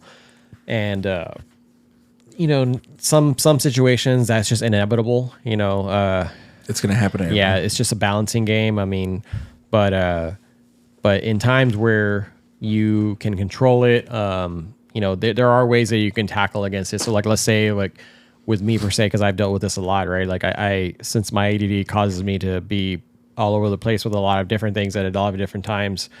The way I balance it. So like, let's say if I'm into Warhammer, or if I'm into playing music and I'm into, well, music is a for sure, but like, let's just say theoretically speaking here, as a scenario, and it's like Warhammer music and, you know, working out. And then one more thing, let's just watching movies, right? If I have all those 4 things, I have a fucking like 10 items for each of those things I got to do. And only so much time and I want to excel in each of those things. Yes. I'm like, oh God, there's so much shit going on here. Like, what am I going to do? What am I going to do? So then there's your overload. It just like a snowball. Like it snowballs into everything. And it's like you're losing control. Yeah. And it gets you, it brings on anxiety, and then you're on this fucking train wreck of hell. Yeah. So the one thing that I found that really helps is figure out what your main core values are. So this is a very important thing. Is like figuring out what your core values are. For me, spending time, that comes first, is spending time with my family and, you know, getting my health in order. So fitness and family time. Yep. I prioritize those first. Oh, and also work, but that's a given. But yeah, getting those out of the way first throughout the day, and then leaving the rest for you to do whatever you need to do. So that's already eliminating a lot of that clutter. If at the end of the day you can say that that's what would make your day a good day, is if you can achieve these core values, then okay, then you're going to have a good day regardless of what you don't do in the rest of the day. But let's say if you're trying to do something like with our podcast, right? Like if I want to write like Astro Bot review, and I don't need to do it all in one day. Right. Like, you know, for the perfectionist in me, like wants to get it done from start to finish in one sitting. That is not realistic, because I got a lot of shit to do. I only have so much time to really spend on this. Yeah, you're detracting for the core values. It's not fair to you and the people related to your core values. Right. So in this situation, right, like I would focus, okay, for the week, this is how I would split it up. I would split it up in a week and be like, okay, hey, let's get this Astro Bot review out of the way. That way, by the time we release our next audio, we can be ready. So every day I'm going to write like a paragraph. Right. That's easy to achieve. It's like a paragraph is what, like 5 or more sentences or something. It could be even like 3 or 4. It can even be one sentence. Yeah. Or even at that too. But yeah, like just tackling each day. Say if at the end of the week you want to make 5 paragraphs and that would be the whole entire write-up, then okay, well then each day cut it up like that. Do it then, do it then, do it then. And then by the end of the week, you're going to be satisfied because you're like, I met my deadlines. Yeah. Because being overwhelmed, like you're not able to achieve your deadlines. So if you can cut it up and micro segment it, and that's where you can kind of control it. Yeah. Obviously, it's a lot harder for some people. It's crazy as to say, because they just don't know how to like really process that piece of them, and it's just like anxiety just hits harder. Yeah. It takes time. Yeah. Yeah. But it sounds almost counterintuitive, breaking things down and approaching it slowly. Yeah. You think that's a bad thing, but it's really not. Yeah. Because everybody looks at everything in a mile-wide view. Yeah. You know, if you look at everything in a short goal, like, I mean, in a short... More step-by-step. Short step, yeah. In a step-by-step, then you'll find how easy it is to really control those things. It's really not that bad. Yeah. Yeah. And, you know, one thing that helps too is like taking a walk or doing something physical, for me at least. Yep. That really helps me expend a lot of that. Like, you know, if I go for a walk, it clears my head and I actually come with thoughts better. I'm like, oh, wow, why didn't I not think about this before? But it's because like I was really exhausting my brain trying to figure out a solution at that moment in time. Right. But fight or flight forces you to organize your thoughts quickly. Exactly. And at the end, it's like, holy crap, that thing I was so concerned about is really not that concerning. Here's a very easy way to tackle that. Exactly. It's crazy. It's crazy the effect that like running. Like I know you're getting into running. I've run. I'm trying to get back into running, but after a good run, it's like, damn, the answer was really right in front of me the whole time. I was just bitching and complaining the whole time. Yeah, and then there's also one more note is, if you're having trouble like being good at a lot of things and you're trying to balance what path you should take. This is actually a conversation I had with my wife just today. You know, I believe you have the answer, which you have the answer inside. You just need to talk about it. And so find somebody that you can talk to, because when you start explaining like, hey, this is what I like to do, this is what I not like to do, and then what you realize is you're gonna be like, the other person's probably gonna be like, I think you just answered your own question. So you start explaining the things that you don't like and what you do like, and then you're like, oh, I like spending more time on this, and this is what I don't like about that, and then you start narrowing it down, and if you have 5 things, and at the end of that conversation, you're probably gonna have 2, and then at the end of those 2, you're gonna have 1 that you really would spend more time on. And and so that's what really helps too, is talking about it, and just remember that you don't need to do everything in one day. I mean, make your peace with that. Yeah, exactly. If you were to, if the world would end today, what would make your day? What would make the last moments of your time valuable? And that's why I said core values. If you don't have those, try to find your core values, and that way you can establish what would make your day a lot better by then. Yeah. So that's right. But yeah, just hang in there, guys, and y'all will be set. But that's gonna be all that we have to bring today. Yeah, no, just like we said, we're on TikTok, and now we're officially on the Medium. We're on Facebook, we're on YouTube. Just give us a like, give us a shout out, comment, let us know how we're doing so far. I think we're still under 10 episodes, but we're getting there. I think by December we'll probably be at 10. I don't know. I gotta look it back at. Yeah, come December, but we got a lot of things in store. Mike and I are discussing a lot of things, new plans for the podcast. So.